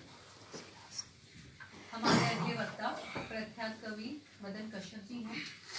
आपके कविता संग्रह हैं लेकिन उदास है पृथ्वी, नीम रोशनी में कुरुज, दूर तक चुप्पी, और पर सोखा है इंद्रधनुष। हमारे अगले वक्ता अपनी कविता के माध्यम से कहते हैं, कछुआ बनकर भी तो जिया, सिमटा रहा कल्पनाओं और विभ्रमों की खोल में, बेहतर दुनिया के लिए रचने और लड़ने के नाम पर, बेहतर दुनिया को टुकुर टुकुर देखता रहा चुपचाप, तभी तो 60 पूर्ति के दिन याद आए मुक्ति भोग, जो 60 तक नहीं जी सके थे, पर सवाल पूछ लिया था, अब तक क्या किया, जीवन क्या जिया। धन्यवाद मनोज जी। मनोज जी, आदरणीय मनोज जी, हमारे युवा आलोचक जगन्नाथ जी और आज के हमारे केंद्रीय व्यक्तित्व जितेंद्र जी और मैं दो पक्ष जो आए हैं इन पक्षों को लेकर थोड़ी अलग तरह से कुछ बातें करूँगा। ये किसी भी कवि पर विचार करते हुए वो दोनों पक्षों को तो देखना ही होता है, लेकिन सबसे पहले मैं इनको बधाई इसलिए संग्रह की दे रहा हूँ, इसलिए नहीं कि एक नया संग्रह तो हर बार आता है तो नया संग्रह ही होता है और उसकी एक औपचारिक बधाई की जा सकती है, लेकिन यह संग्रह सचमुच कई मायने में नया है, अलग है और भाषा के स्तर पर भी, भाषा के मुहावरों के स्तर पर ऐसा नहीं है कि पुराना सब कुछ छूट गया है तो फिर तो वो कुछ नहीं होता है, पुराना सब कुछ खत्म हो जाए तो जो नया बनता है वो किसी काम का नहीं होता, लेकिन उसको लेकर उन चीज़ों को समेटते हुए भी कैसे नया और अलग बनाया जाए। तो पिछले संग्रह में भी लिखा, लंबे दिनों के बाद संग्रह आया है, मतलब मूल संग्रह की बात कर रहा हूँ, संचयनों को छोड़ दीजिए तो कायांतरण के बाद का ही ऐसा यही संग्रह होगा, 8 साल यही संग्रह होगा। इससे बेटियों के बारे में हो या कवि ने कहा है या फिर अभी भी उदास हो गया, तो ये सब संचयन ही है। तो उसमें भी कुछ नया और अलग था, लेकिन इस संग्रह तक आते वो बहुत महत्वपूर्ण है। इसलिए महत्वपूर्ण है कि समय जो बदला और समय में जो बदलाव है, इस बदलाव की शुरुआत तो उसी समय से हुई जब उसकी पीढ़ी आई थी, लेकिन उसका जो ज़्यादा विकृत द्रूप और जटिल और कुटिल रूप करिए सामने आया, उससे जो नई चुनौतियाँ बनी उससे टकराती है। पीछे में विस्तार से नहीं जाएंगे क्योंकि जगन्नाथ बोल चुके हैं और वो ऐसा विषय है जिस पर मैं कई बार खुद लिख भी चुका हूँ। 90 के बाद की कविता, 90 के बाद कविता का कोई ईश्वर नहीं होता, मतलब ग्रैंड नरेशन टूटा है इसके कारण, इसी अर्थ में होता हूँ। और उसके बाद कई बार जो सबसे अंतिम, सबसे जो ताज़ा है वो आजकल में है, लेकिन उसमें इतनी गलतियाँ हैं कि शर्मनाक है, वो इतना प्रूफ की ऐसी गलतियाँ हैं कई जगह। जहाँ हमने सदी लिखा था, नई सदी, वहाँ नई पीढ़ी हो गया, आप सोचिए क्या उसका होगा। तो ऐसा खैर ये तो अलग। तो उस समय भी एक बड़ी चुनौती थी। बड़ी चुनौती ये थी कि ये प्रश्न नहीं है कि सोवियत संघ का विघटन हो गया, ये प्रश्न नहीं है कि बाबरी मस्जिद का विध्वंस हो गया। सबसे प्रश्न ये जटिल था कि उसके बाद जो हमारा समाज है वो क्या बन रहा है, कैसा बन रहा है। सोवियत संघ चला जाए, वो संकट समाजवाद का संकट ही नहीं था, वो राष्ट्रवाद का संकट था। एक राष्ट्र के रूप में सोवियत संघ टूटा था उसको, लेकिन ऐसा बताया गया जैसे वो समाजवाद का संकट। मैंने उस समय लिखा भी था, जो मेरी किताब थी राष्ट्रवाद का संकट, तो मूल संकट तो था कि सोवियत संघ जो एक राष्ट्र था जो कई देशों में बदल गया, तो संकट राष्ट्रवाद का रूप हुआ, उसका बदल जाएगा। अगर वो ऐसा नहीं था तो सिर्फ आप उसे समाजवाद का मानते हैं तो ठीक है, तो पूंजीवादी व्यवस्था बन जाती और फिर सोवियत संघ रहता पूंजीवादी व्यवस्था में, तो ऐसा नहीं रह पाया। खैर वो अलग विषय। दूसरा है कि समाज पर क्या प्रभाव पड़ता है, और ये चुनौती सबसे पहले जितेंद्र श्रीवास्तव और उस पीढ़ी के कवि जो 90-92 के बाद आए, 91-92 के बाद आए, उनके सामने थी। क्योंकि उसके पहले क्या था कि एक फॉर्मेट बन गया विचार का, और वो खतरनाक होता है। विचार चाहे जितने अच्छे हो, लेकिन जब वो विचार एक खास तरह से रूपबद्ध हो जाते हैं तो फिर उनकी भूमिका बहुत सीमित हो जाती है। और ये सीमा, इस सीमा की शुरुआत ही उस विचारधारा के साथ होती है, क्योंकि जिसके विरुद्ध आया 8वें दशक की कविता, 8वें दशक की कविता का मतलब वो 70 या 71 से शुरू होने वाली कविता नहीं है, वो 75 या उसके बाद शुरू होने वाली कविता है। क्योंकि 70-71 के बीच जो युवा आक्रोश की कविता थी वो है तो 8वें दशक में हुआ थी, लेकिन ये सारी कविता उसके विरुद्ध आई, तो एक खास फॉर्मेट को लेके आई थी। और उसका जो 9वें दशक में हुआ, इस पर हम ज़्यादा नहीं जाएंगे विस्तार में, क्योंकि वो एक अलग से विषय हो जाएगा। मैं सिर्फ इतना कहना चाहूँगा कि ये सब कुछ जब टूटा था, तो नया कवि जब आ रहा था, तो उसके सामने सबसे ज़्यादा संकट है विचार को किस रूप में ग्रहण करें, और अगर एक इसलिए आप देखेंगे कि एक उस पीढ़ी में और उसके बाद उस पीढ़ी से लेकर अब तक की टेक्नोलॉजी कई बार एक राजनीतिक उदासीनता दिखाई देती है और राजनीतिक उदासीनता हमेशा ही राजनीतिक नासमझी हो जाती है और वो भयंकर किस्म की राजनीतिक नासमझी भी होती है। लेकिन उसमें कुछ जो ऐसे जिन्होंने विचार को नए ढंग से रचा, क्योंकि ज्ञान का सबसे बड़ा स्रोत है लोग,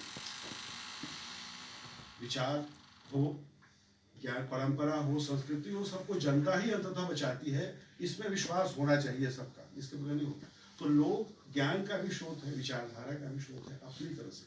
तो उस समय जितेंद्र श्रीवास्तव ने जो लोग को अपनाया, उसके माध्यम से समय का और समय की विचारधारा, उसकी ताकत भी सामने आई। 2-3 ऐसे कवि थे जो लोग को ले रहे थे, 5-6 ऐसे उल्लेखनीय कवि हैं उस पीढ़ी में।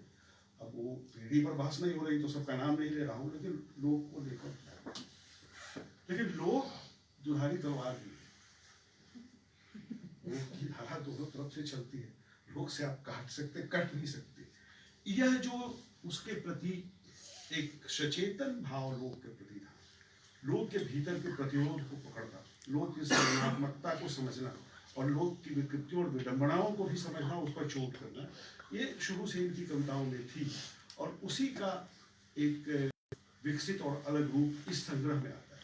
जितेंद्र श्रीवास्तव की सबसे बड़ी खासियत ये है कि ये ज्ञान को कविता से कविता नहीं बनाते, जानकारियों से कविता नहीं बनाते, घटनाओं से कविता नहीं बनाते। इन सबसे तब बनाते हैं जब उसे अपने जीवन अनुभव में शामिल करते हैं। जीवन अनुभव में कोई भी घटना हो, कोई भी जानकारी हो, उसे जीवन अनुभव में शामिल किए बगैर, और इसलिए वो ज्यादा विश्वसनीय है। तो ये इस संग्रह में क्या हुआ है कि जीवन अनुभव का विस्तार वो स्वाभाविक रूप से भी हुआ है। अब वो गोरखपुर के जितेंद्र नहीं है, अब आगे निकल चुका है गोरखपुर से यहाँ तक के। तो अब जो नए जीवन अनुभव इनके आते गए उसे भी उन्होंने शामिल किया है, लेकिन उस भूमि को भी बचाया। तो इस दृष्टि से आप देखिए कि अब वो, मुझे लगता है कि ये क्या है, तनकोई कोठी। तो ये तनकोई कोठी तो इन्होंने देखी होगी अपने युवा दिनों में, उस समय की स्मृति नहीं आ रही है, चीजें आ रही है, लेकिन पहले तो नहीं लिखी थी। अब क्यों लिखी? इस पर अगर ये तो इनका वह अनुभव भी था जो वो कायंतरन या उसके पहले के संग्रह, इन दोनों हालचाल या सुंदर सुंदर साचा के पहले के समय में भी ये अनुभव रहा। लेकिन ये वो अनुभव अब कविता में कैसे उस समय क्यों नहीं? इस प्रक्रिया को अगर हम समझे तो इनके पूरे विकास की प्रक्रिया को हम समझ सकते हैं। तो होता क्या है कि अनुभव का विस्तार बहुत जरूरी है, लेकिन अनुभव का चयन भी समय के साथ। अनुभव उचित कविता, अगर अनुभव विहीन कविता जो है उसको तो क्यों कविता है मैं नहीं जानता, उसके बारे में बात करते हैं। लेकिन जो कविता जीवन अनुभव से लिखी हुई कविता है उसमें भी कवि अनुभव और चयन का वह विवेक उसकी विचारधारा तय करती है, और वो विचारधारा समय के साथ। तो जो बदलते हुए समय के यथार्थ में पुराने जीवन अनुभव भी नया अर्थ पा रहे हैं।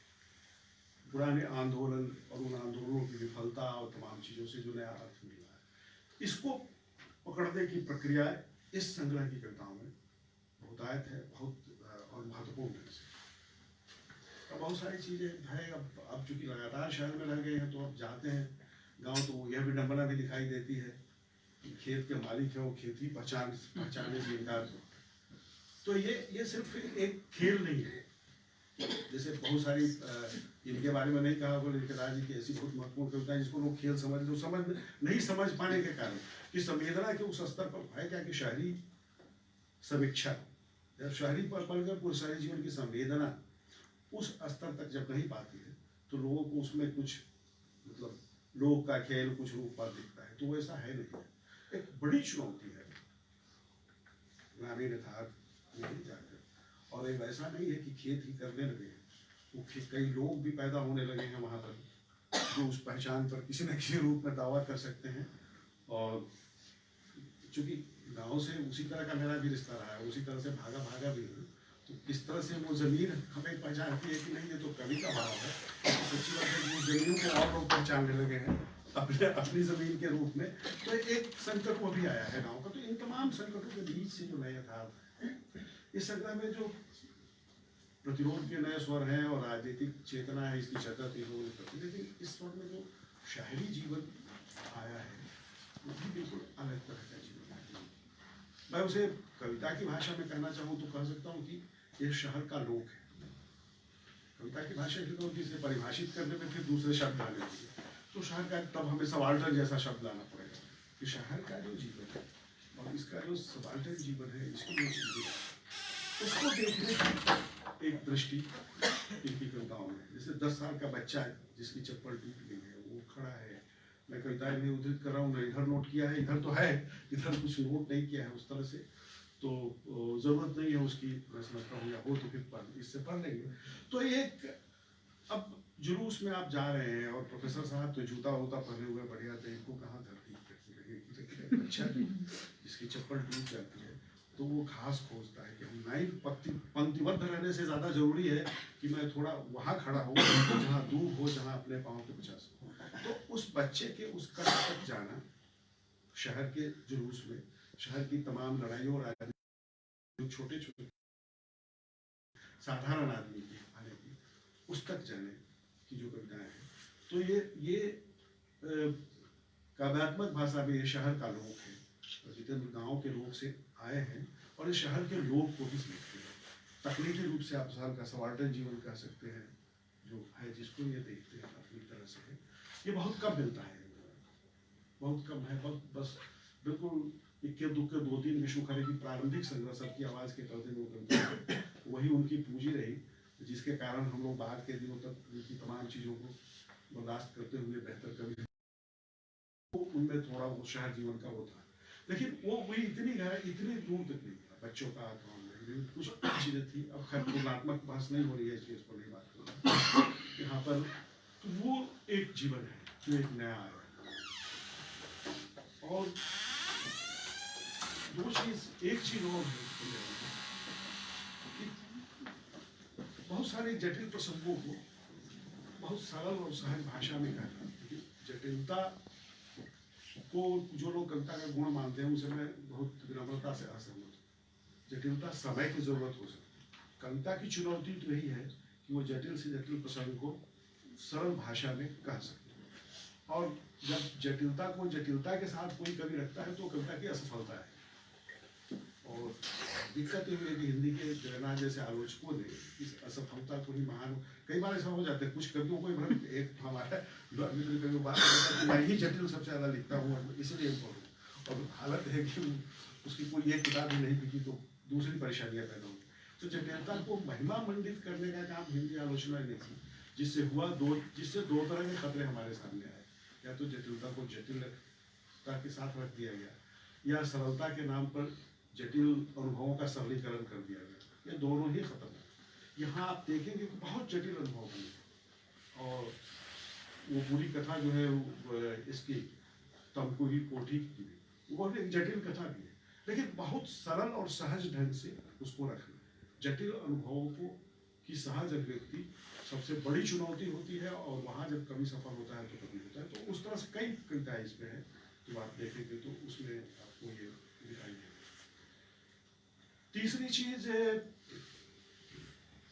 जो महत्वपूर्ण है, और मनोज ने दोनों बातें कही, खाली उसको रिलेट कर देना चाहिए। घृणा कहा कि मैं घृणा तक नहीं जाना चाहता, और बुद्ध की बार-बार चर्चा। तो भारत की दो परंपरा है, एक पूरा ब्राह्मण परंपरा है जो घृणा पर आधारित ही है। मैं मानता हूँ कि ब्राह्मणवाद का सबसे बड़ा धर्म है नफरत।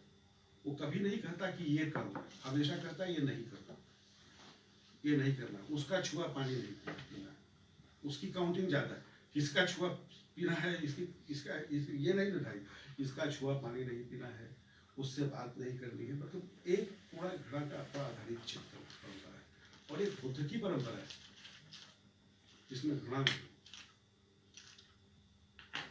उसमें ऐसा भी नहीं है कि कोई चीज त्याज्य नहीं है, लेकिन जहाँ है वहाँ चुपचाप त्यागा है, वहाँ भी उससे भी घृणा नहीं करते। और उसका एक बहुत ही विकृत रूप अब हमारे समय में दिखाई दे रहा है।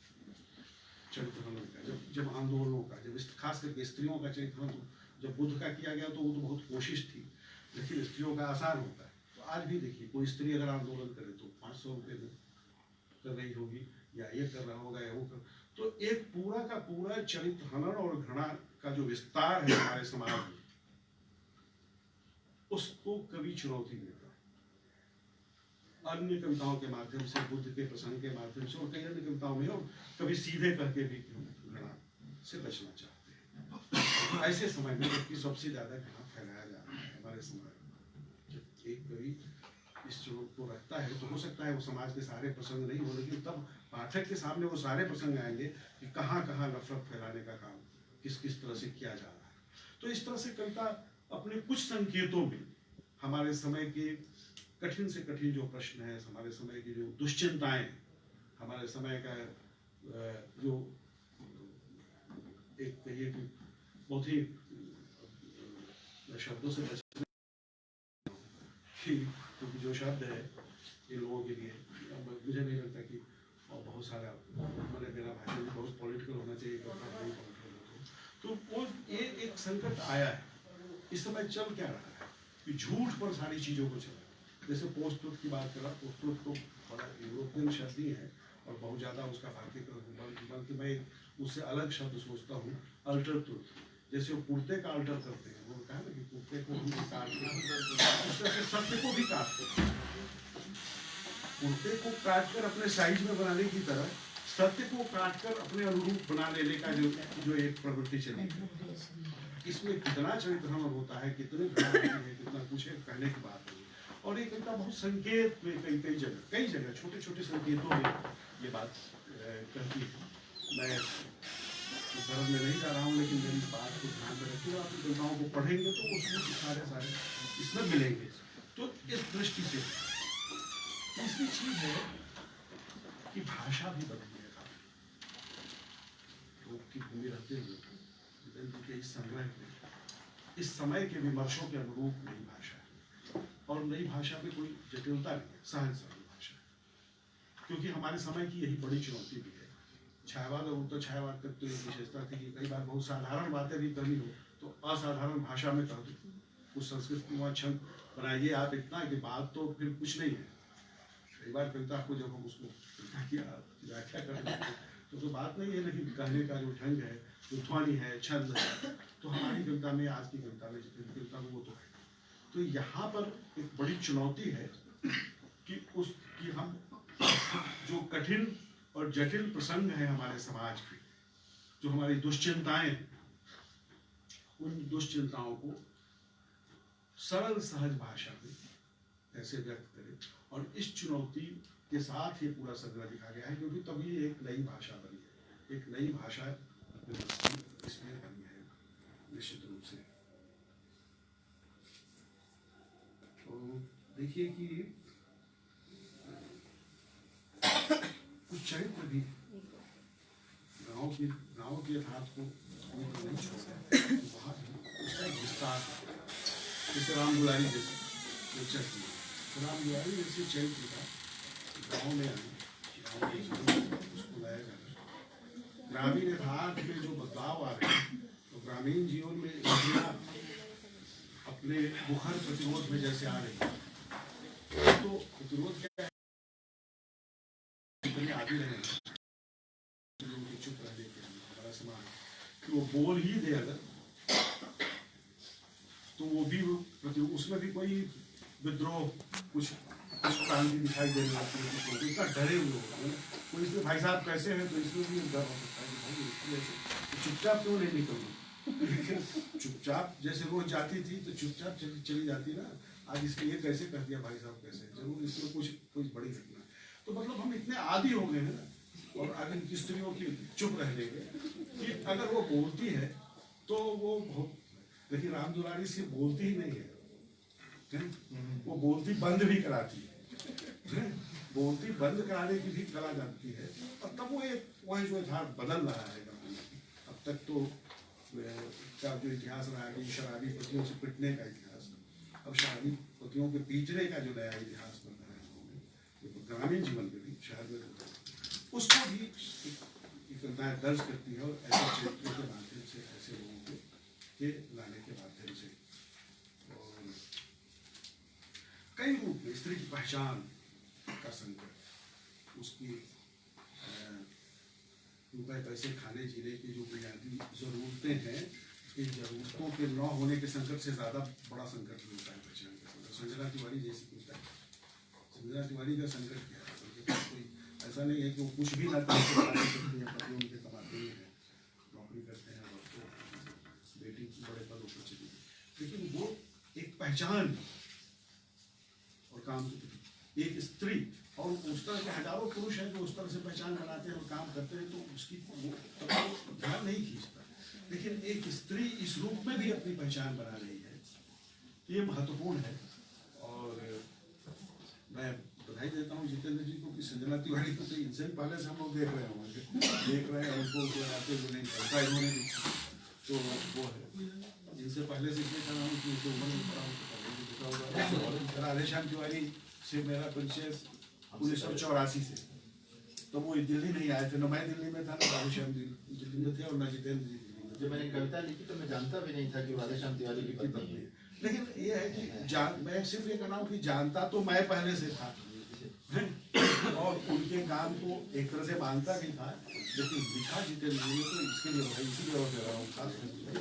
और ये है कि वो स्त्री पहचान के कितने तरह के संकट हैं और कितने तरह के रूप हैं, और हर तरह के पहचान बनाने की सभी कोशिशों पर कोई न कोई बंदिश है, प्रतिबंध है, तो उसको खत्म करने की कोशिश की जाती है अपनी तरफ से, क्योंकि सबसे बड़ा संकट यही लगता है पुरुषत्व के सामने कि भाई स्त्रियां सब कुछ है, हम सब कुछ देने के लिए तैयार है उसके स्वत्व के सिवाय। एक वो जो शेर है ना तुम्हारे ही भोपाल का, भोपाली का है कौन सा, कि वह भी तेरा दिल भी तेरा सामान महफिल भी तेरा, सागर उसका सागर तेरा साकी तेरा तुम मेरी और बाकी तेरा। मतलब आपके स्वत्व पर मेरा अधिकार रहे तो फिर सब कुछ आपके पास। और स्त्री मुक्ति का सबसे बड़ा संघर्ष इसी को लेकर है कि हमारा जो स्वत्व है वो हमारा अपना है, बाकी हम ही आपको कुछ दे देंगे, आपको खाना भी बना के खिला देंगे, कुछ आपके लिए हम अलग से कर देंगे, लेकिन स्वत्व करें। तो ये स्वत्व, ये जो संकट बना है, इस पूरे प्रसंग को एक छोटी सी पुस्तक बेचने के माध्यम से, संजना तिवारी के माध्यम से, इस पूरे स्वत्व के संघर्ष को भी वो कविता बताती है अपनी तरफ से। रोटी का संघर्ष नहीं, वजूद का, स्वत्व का, अपनी पहचान का संघर्ष। छोटे प्रसंग, छोटे छोटे चरित्रों के माध्यम से हमारे समय की जो एक बड़ी बहस जिस चीज से शुरू हो सकती है, उस बड़ी बहस को बहस की तरह लेकिन रखकर, उस प्रसंग को रखकर उसके माध्यम से अपनी तरह से फॉर्मुलेट किया है, ये बहुत महत्वपूर्ण है। जो इधर की कविता की एक खास विशेषता भी है, इसको होनी भी चाहिए अगर है तो, और जितेंद्र जी के माध्यम से सब आया है। मैं बहुत ज़्यादा आप लोगों ने तो बात नहीं करी, ये सूत्र में इतनी सी बातें करनी थी, कुछ और भी सूत्र हो सकते हैं, तो कभी मौका है तो कर देगा।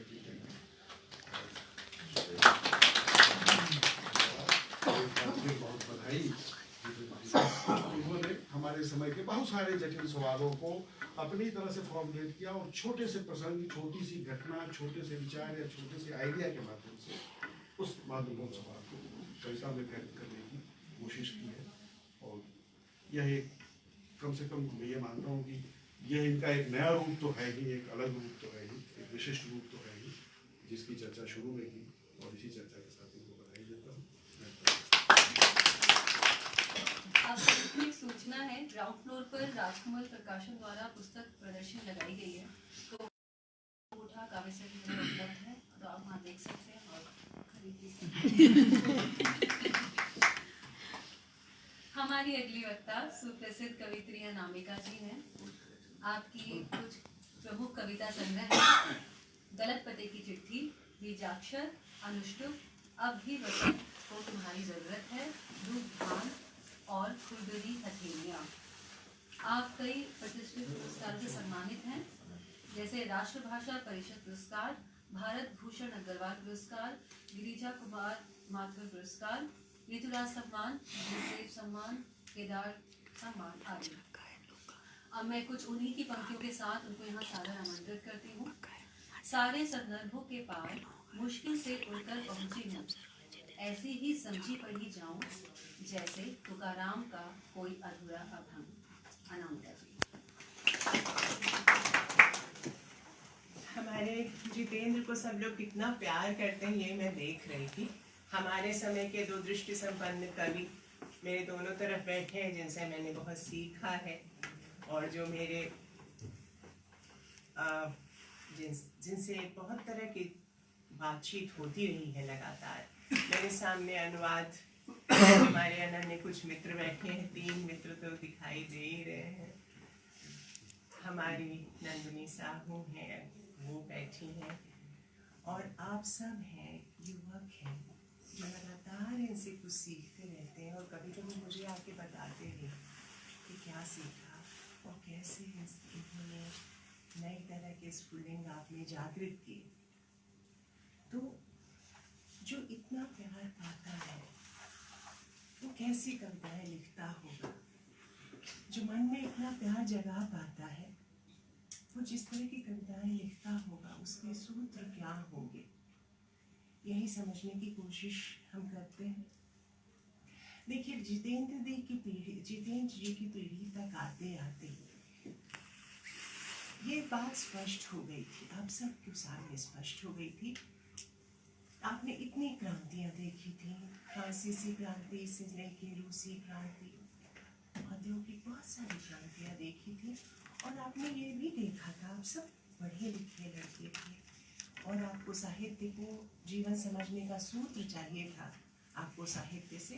तो आप सब ने ये देखा था कि कोई क्रांति जब अपक्रांति हो जाती है तो क्यों होती है, प्रतिक्रांति क्यों हो जाती है। इतने बड़े आदर्श मूल्य थोड़ी बदलते हैं, मूल्य तो जो क्रांतियां प्रस्तावित करती हैं वो महामूल्य हैं, वो कभी नहीं बदलेंगे। जैसे किसी का संघ का विघटन हो जाए लेकिन बराबरी एक बड़ा मूल्य है जो कभी नहीं बदलेगा।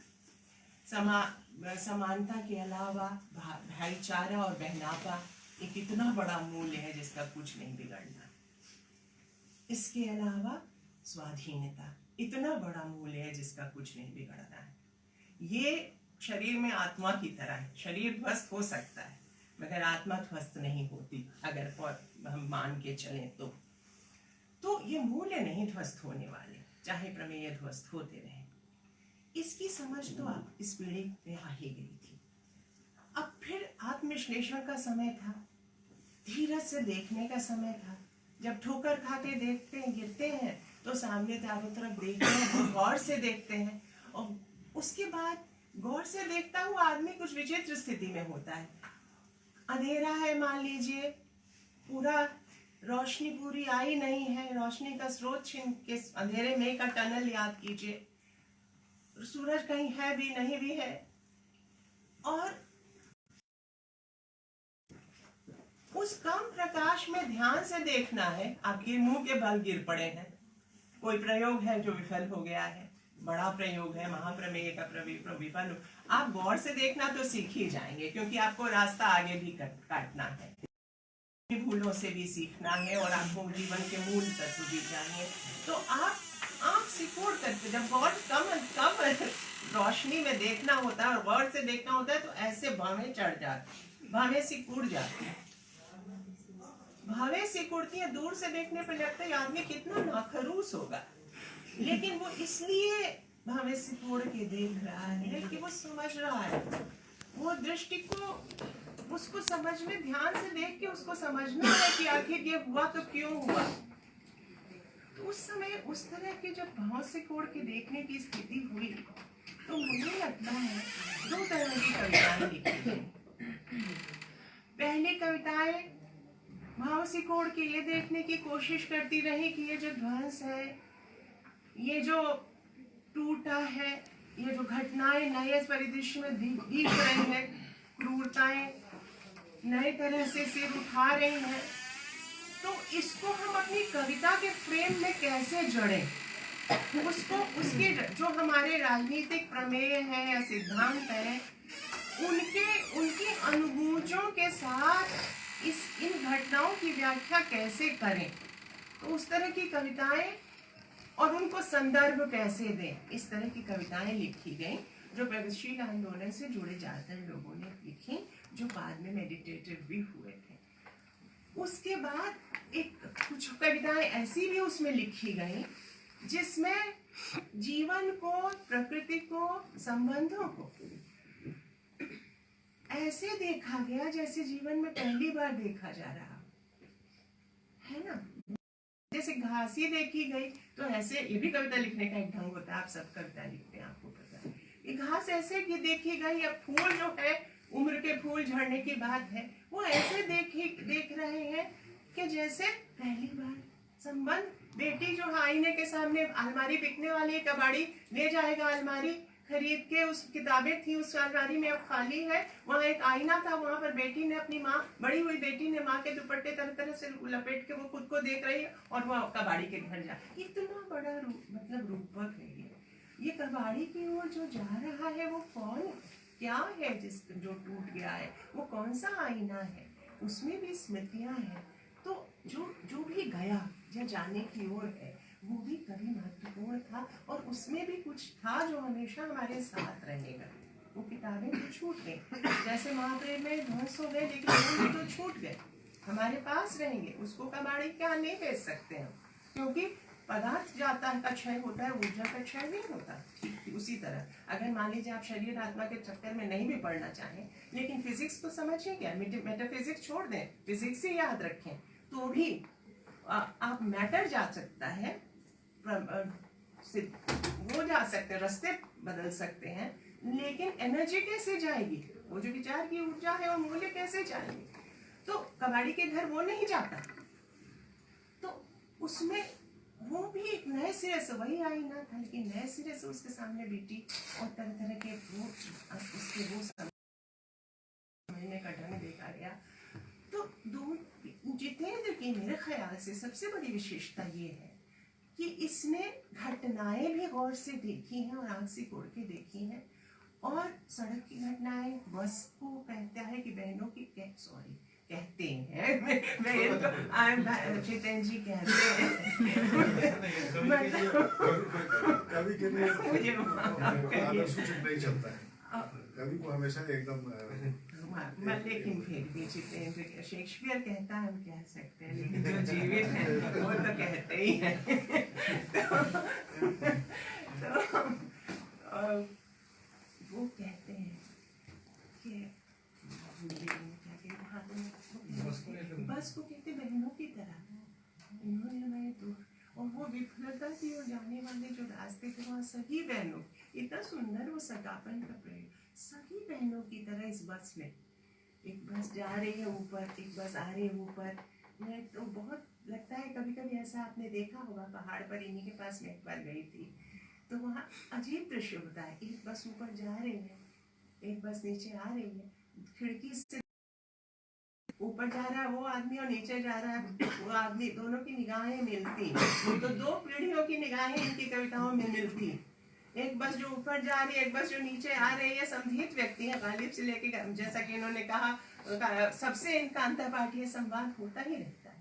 तो वो जो आंखें मिल गई, जाने वाले और आने वाले बस में बैठे व्यक्तियों की आंखें जो आपस में मिली, परंपरा और प्रयोग की जो आंखें मिली, प्रेम की और क्रांति की जो आंखें आपस में मिली, वही पर्सनल और पॉलिटिकल की जो आंखें आपस में मिली, तो क्या हुआ, वो सड़कें जिस पे हम गिरे थे, जहाँ सब तरह का टूट फूट की थी, वहाँ पर सगी बहन होने का एहसास जिसको हम चाहेंगे, वो बहुत खूबसूरत ऐसा। तो कुल मिला के मेरी समझ में ये आता है इनकी कविताएं पढ़ते हुए कि इन्होंने घटनाएं भी नए फ्रेम में और पुरानी राजनीतिक अनुभूजों के फ्रेम में देखी है, और उसके अलावा संबंधों का और प्रकृति का भी नई आँख से ऐसे देखा है वो, उस तरह से कि वो पहली बार जैसे देख रहे हैं।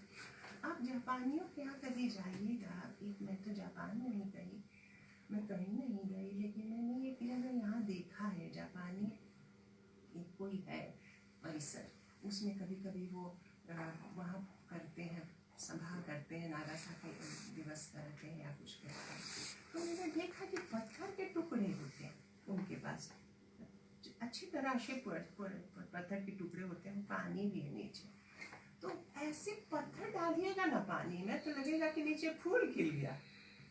अब उतने साफ पानी के बीच पत्थर फूल की तरह खिला हुआ गजब लगता है। तो वो लगता है कि जैसे फूल पहली बार देखा पत्थर का फूल। तो उसी तरह से इनके यहाँ अचानक एक इमेज, एक बिंब ऐसे आता है, ये लगता है कि अरे ये तो पहले। तो वो घटनाओं की भी व्याख्या है। जैसे साइकिल ही खो गई, अब उस जहाँ पर संबंध जुटा करते थे वहाँ राजनीति की सभा और राजनीतिक सभा, और एक छोटी खोई हुई साइकिल है, एक कभी कैंची खो गई है। खोने का जो एक बड़ा बिंब टहलता हुआ हर जगह आता है, साइकिल का छूट जाना और उस चरित्र भवन का पूरा चरित्र बदल जाना, एक सेंस ऑफ प्लेस जिसको कहते हैं कि हमारे यहाँ काल बोध जब स्थान बोध से क्षण के हमारे सामने मोमेंट काव्य का प्रकट होता है।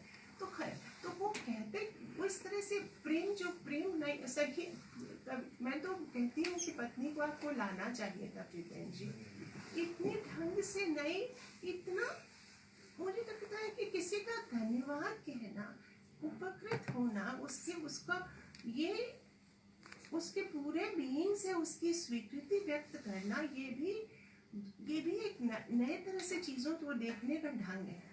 तो के अनुभव से, वो चाहे राजनीतिक अनुभव हो या जीवन के अनुभव, उससे इन्होंने क्या सीखा, आपकी पूरी पीढ़ी ने क्या सीखा, या इसका प्रयाण यहाँ से कैसे होता है। इनको मैं क्यों कहती हूँ कि जन्मे नए पुरुष हैं, क्यों कहती हूँ मैं, इसलिए कहती हूँ कि पहली बार इन्होंने इस महसूस किया कि कोई भी क्रांति अपक्रांति हो जाएगी, प्रतिक्रांति हो जाएगी, अगर उसमें आत्मक्रांति के बीज ना हो, अगर हम अपने को ही नहीं बदल पा रहे, अपने ही जो कांटे हैं पहले भीतर पूर्वग्रहों के कांटे चुभे हैं, अगर हम वो ही नहीं निकाल पा रहे हैं, तो हमारे कहने में बात ही कहाँ से पैदा होगी कि कोई और बदल जाएगा।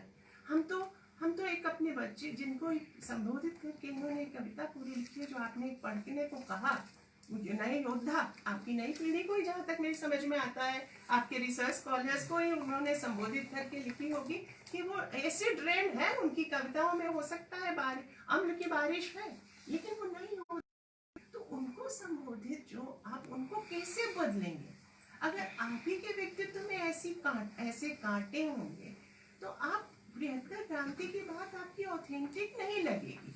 तो मूल्य तो वही है, लेकिन अपने से, इसीलिए बुद्ध की बात बहुत रेलिवेंट है। पूना पैक्ट वाली कविता भी बहुत मुझे महत्वपूर्ण लगी कि अम्बेडकर, अब वो जाने पर अम्बेडकर और गांधी और पूना, वहाँ भी एक विफल संवाद की स्मृति पूना से जुड़ी, जो पूना पैक्ट वाला संवाद हुआ था, उसमें भी विफलता, लेकिन उसके आधार पे अम्बेडकर ने भी खुद को रिवाइज किया और गांधी ने भी खुद को रिवाइज किया, और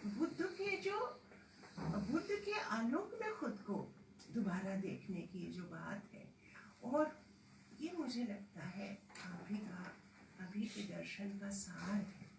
और आप सबको जितेंद्र जी ने अपनी कविताओं से, अपनी बातचीत से, अपने निबंध से यही करना सिखाया, अपने जीवन से। सबसे ज़्यादा तो मनुष्य अपने जीवन से समझता है। अगर कोई बड़ी बड़ी बातें कहे, उसका जीवन ही ऐसा हो कि आपको घटा जाए, तो उसकी बात का कोई असर नहीं होगा। जो पोस्ट ट्रूथ की बात कही थी इन्होंने, वो इसलिए पोस्ट ट्रूथ का ज़माना है, इसको आप ध्यान से, और चाहे ये कहते हैं कि दरसी अल्टर ट्रूथ की बात है, वो आप ध्यान से अगर आप देखेंगे तो दूध का दूध, पानी का पानी अभी भी कर सकते हैं। ये तो मल्टीपल पर्सपेक्टिव से मीडिया चीज़ें दिखाता है, लेकिन ऐसा थोड़ी है कि आपका प्रज्ञा पक्ष धूमिल हो गया, आपको पता ही है कि क्या है। 50 ढंग से भी आप ट्रूथ को देखेंगे तो आप सत्य को देखेंगे, तभी भी आपको समझ में आएगा अच्छा ये, लेकिन अंतिम प्रज्ञा जो आपकी आएगी, जो न्याय संबलित प्रज्ञा करुणा से आती है। करुणा का अंतिम जो करुणा फूटती भी न्याय भावना से ही है। ठीक है कि क्षमा भाव उसका बहुत प्रमुख होता है, लेकिन न्याय जो होता है वो आधारभूत है कि सबको बराबर के अवसर मिले और सबको संसाधन भी बराबर के मिले। तभी तो उसके भीतर जो संभावनाएं सबके भीतर है, लेकिन वो मुकुलित कैसे होंगी? आप सब में बुद्धत्व के बीज हैं, आप सब में संभावनाओं के बीज हैं, लेकिन वो चटकेंगे कैसे? इसको देखने के लिए नफरत तो नहीं है ये, लेकिन कहते अब मुझे जब यहाँ पर ये कहते हैं, मुझे कुंवर नारायण जी की कविता जब मैं शुरू में पढ़ती थी तो मुझे लगता था कि कोई एजेंडा बना के कैसे नफरत कर सकता है। कविता बहुत अच्छी है, उसमें कहते हैं वो कि जब मैं अंग्रेजों से नफरत करने चला तो मुझे शेक्सपियर याद आ गए, जब मैं मुस्लिमों से नफरत करने चला तो मुझे गाली। लेकिन मैं सोचती थी कि काहे को कोई नफरत बनाएगा, प्लान बनाएगा, ऐसे काहे को करेगा। लेकिन अब मुझे ऐसा, लेकिन कविता फिर भी बहुत अच्छी। अब ये बेचारे संकल्प लेते कि नहीं करना है, लेकिन जुगुप्सा आखिर मूल भाव तो है ना। आखिर जो रस प्रकृति के विरुद्ध जाने की तो कोई बात हम नहीं सोच सकते, ये बेहतर पर्यावरण शास्त्र का भी नियम है। हमारे भीतर गाज तो है तो निकलेगी, इसीलिए इन्होंने कहा कि हमारा थूक जो है वो कब तक कहते हैं क्या कहते हैं आप, कि उसका अक्षय भंडार है, अंदर जो अनंत अंदर है वो गजबजाता है, वो एक प्रक्रिया है।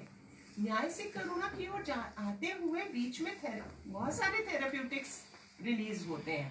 इसको थेरेपी, जैसे आंसू में से थू द्रव की, तो इन्होंने अपनी आलोचना में भी जीवन द्रव की बात की थी। अगर खून पसीना एक जीवन द्रव है, आंसू दूसरा जीवन द्रव है, तो भाई थूक भी एक तरह का, हमारे जो 9 रस है उनमें अलग अलग तरह के जीवन द्रव है ही है। अब हम लेकिन जो है, जो प्राकृतिक है उसका निषेध नहीं कर रहे, वो तो भाई होगा ही, लेकिन उसको ट्रांसेंड करना, उसको आगे, उसके आगे जाना, संकल्प करके चले हैं कि नहीं करना है।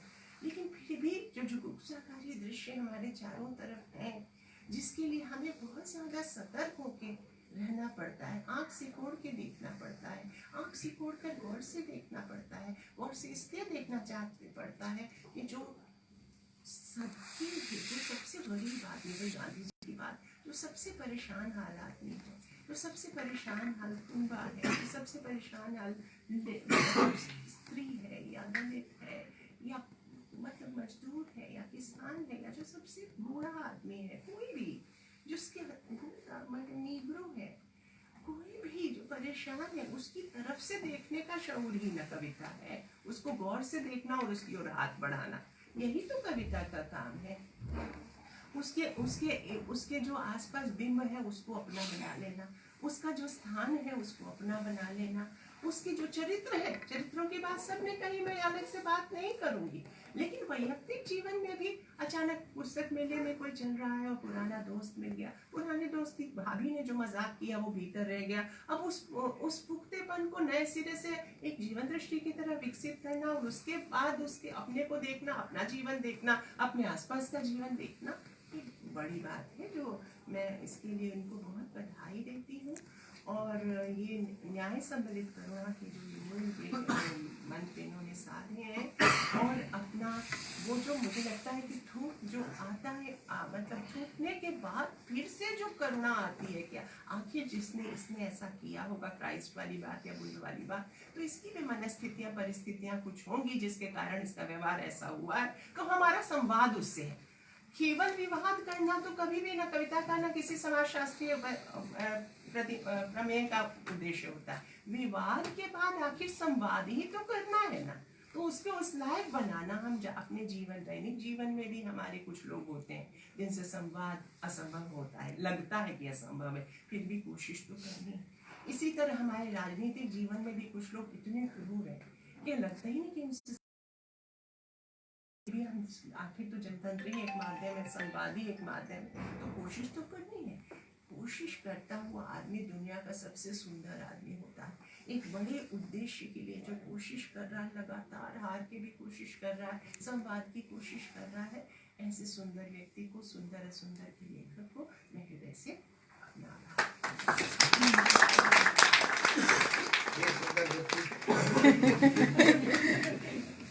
आप सभी के लिए एक और सूचना है। हाँ बताइए। जो समाई की तरफ से आप सभी के लिए जलपान की व्यवस्था की गई है, तो कार्यक्रम के अंत में आप सब सादर आमंत्रित। बहुत अच्छी। कार्यक्रम के अंतिम चरण की ओर बढ़ते हुए मैं युवा कहानीकार डॉक्टर राजीव कुमार जी को धन्यवाद ज्ञापन के लिए सादर आमंत्रित करती हूँ। धन्यवाद भावना। बहुत अच्छा कार्यक्रम हुआ। सभी को जो जीवन जी की कविता के माध्यम से आज की जो कविता है उसके जो सरोकार है उससे हमारा परिचय हुआ। आप सभी इतने अपने हैं कि ये धन्यवाद ज्ञापन जो है ये तो सिर्फ औपचारिकता लगती है, फिर भी ये कार्यक्रम की गरिमा होती है और उसके लिए हम इसे निभाते हैं। इस क्रम में मैं सबसे पहले धन्यवाद देता हूँ युवा अध्येता युवा आलोचक जगन्नाथ दुबे को, बहुत ही संभावनाशील आलोचक, जिन्होंने जितेंद्र जी की कविता की व्याख्या करते हुए लेट कैपिटलिज्म जो है उसके जो सारे तामझाम हैं, किस तरह वो 90 की दशक की पीढ़ी को और जितेंद्र सर की कविताओं को गढ़ रही है, उस ओर हमारा ध्यान आकृष्ट किया। मैं लीलाधर लोई जी का धन्यवाद करता हूँ। उन्होंने उदाहरणपूर्ण और काव्यात्मक वक्तव्य से जितेंद्र जी की कविता की जो आंतरिक सूक्ष्मता है उस ओर हमारा ध्यान आकर्षित किया। मैं कवि मदन कश्यप जी का धन्यवाद करता हूँ कि जितेंद्र जी की कविता में जो निरंतरता और नयापन है उस ओर हमारा ध्यान आकर्षित किया। पूर्ववर्ती कविताओं से इनकी कविता किस प्रकार भिन्न है और उसमें लोक तत्व की कैसे मौजूदगी है, और सबसे प्रमुख बात ये कि संप्रेषणीयता उस कविता की, क्योंकि ये समकालीन कविता बहुत सरल होते हुए भी बड़ा असंप्रेषणीय है।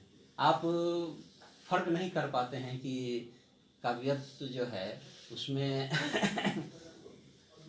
जो हमारे दैनंदिनी की जो सूचना है वह किस प्रकार भिन्न है और वो बहुत ही आत्मपरक होती जाती है। चीज़ों की ओर हमारा ध्यान आकृष्ट किया मदन कश्यप जी ने। मैं अध्यक्षवत और हम सब की बहुत ही प्यारी दीदी अनामिका जी से आप इनसे मिलिए, पहली बार भी मिलिए तो आपको बउआ कह के संबोधित करेंगे और कभी ये फर्क न लगेगा कि ये बहुत दिन पहले से मिल रहे हैं और मैं बहुत बाद में मिल रहा हूँ। और इन्होंने जितेंद्र जी की कविता की चिंता और सरोकार की ओर ध्यान दिलाया और उस प्रक्रिया की ओर हमारा ध्यान दिलाया कि किस प्रकार जो अनुभव जो है वो काव्यात्मक रूप में ढलने लगता है। इसके अलावा यहाँ हमारे विभाग की निदेशक अभी नहीं हैं, लंबे समय तक व्यस्तता के कारण वो चली गई हैं, मैं उनका भी धन्यवाद करता हूँ। स्कूल ऑफ ट्रांसलेशन से हमारे फैकल्टीज लोग आए हैं, तो मैं इन लोगों का भी धन्यवाद करता हूँ। हमारे अपने स्कूल ऑफ ह्यूमैनिटीज़ के जो फैकल्टी हैं, मैं आप सभी लोग यहाँ आने के लिए धन्यवाद करता हूँ। कार्यक्रम में स्वागत वक्तव्य देने के लिए शंभुनाथ मिश्र का, हमारे आज के कवि का परिचय देने के लिए अरुण पांडे का, संचालन के लिए भावना सरोहा का और इस शोध समवाय के सभी छात्रों का मैं धन्यवाद करता हूँ। और मंगलम का जो आज पीछे रहकर कार्यक्रम के नेपथ्य में रहते हुए सूत्रधार की तरह जो है पीछे वाला सूत्रधार जो मंच से पीछे रहता है उसकी भूमिका उसने निभाई। और मैं फिर इन सब के साथ हमारे आज के कार्यक्रम के निमित्त जितेंद्र श्रीवास्तव सर का बहुत बहुत धन्यवाद करता हूँ और मैं उम्मीद करता हूँ कि हम लोग फिर मिलेंगे कभी ऐसे ही किसी कार्यक्रम में। धन्यवाद आपसे।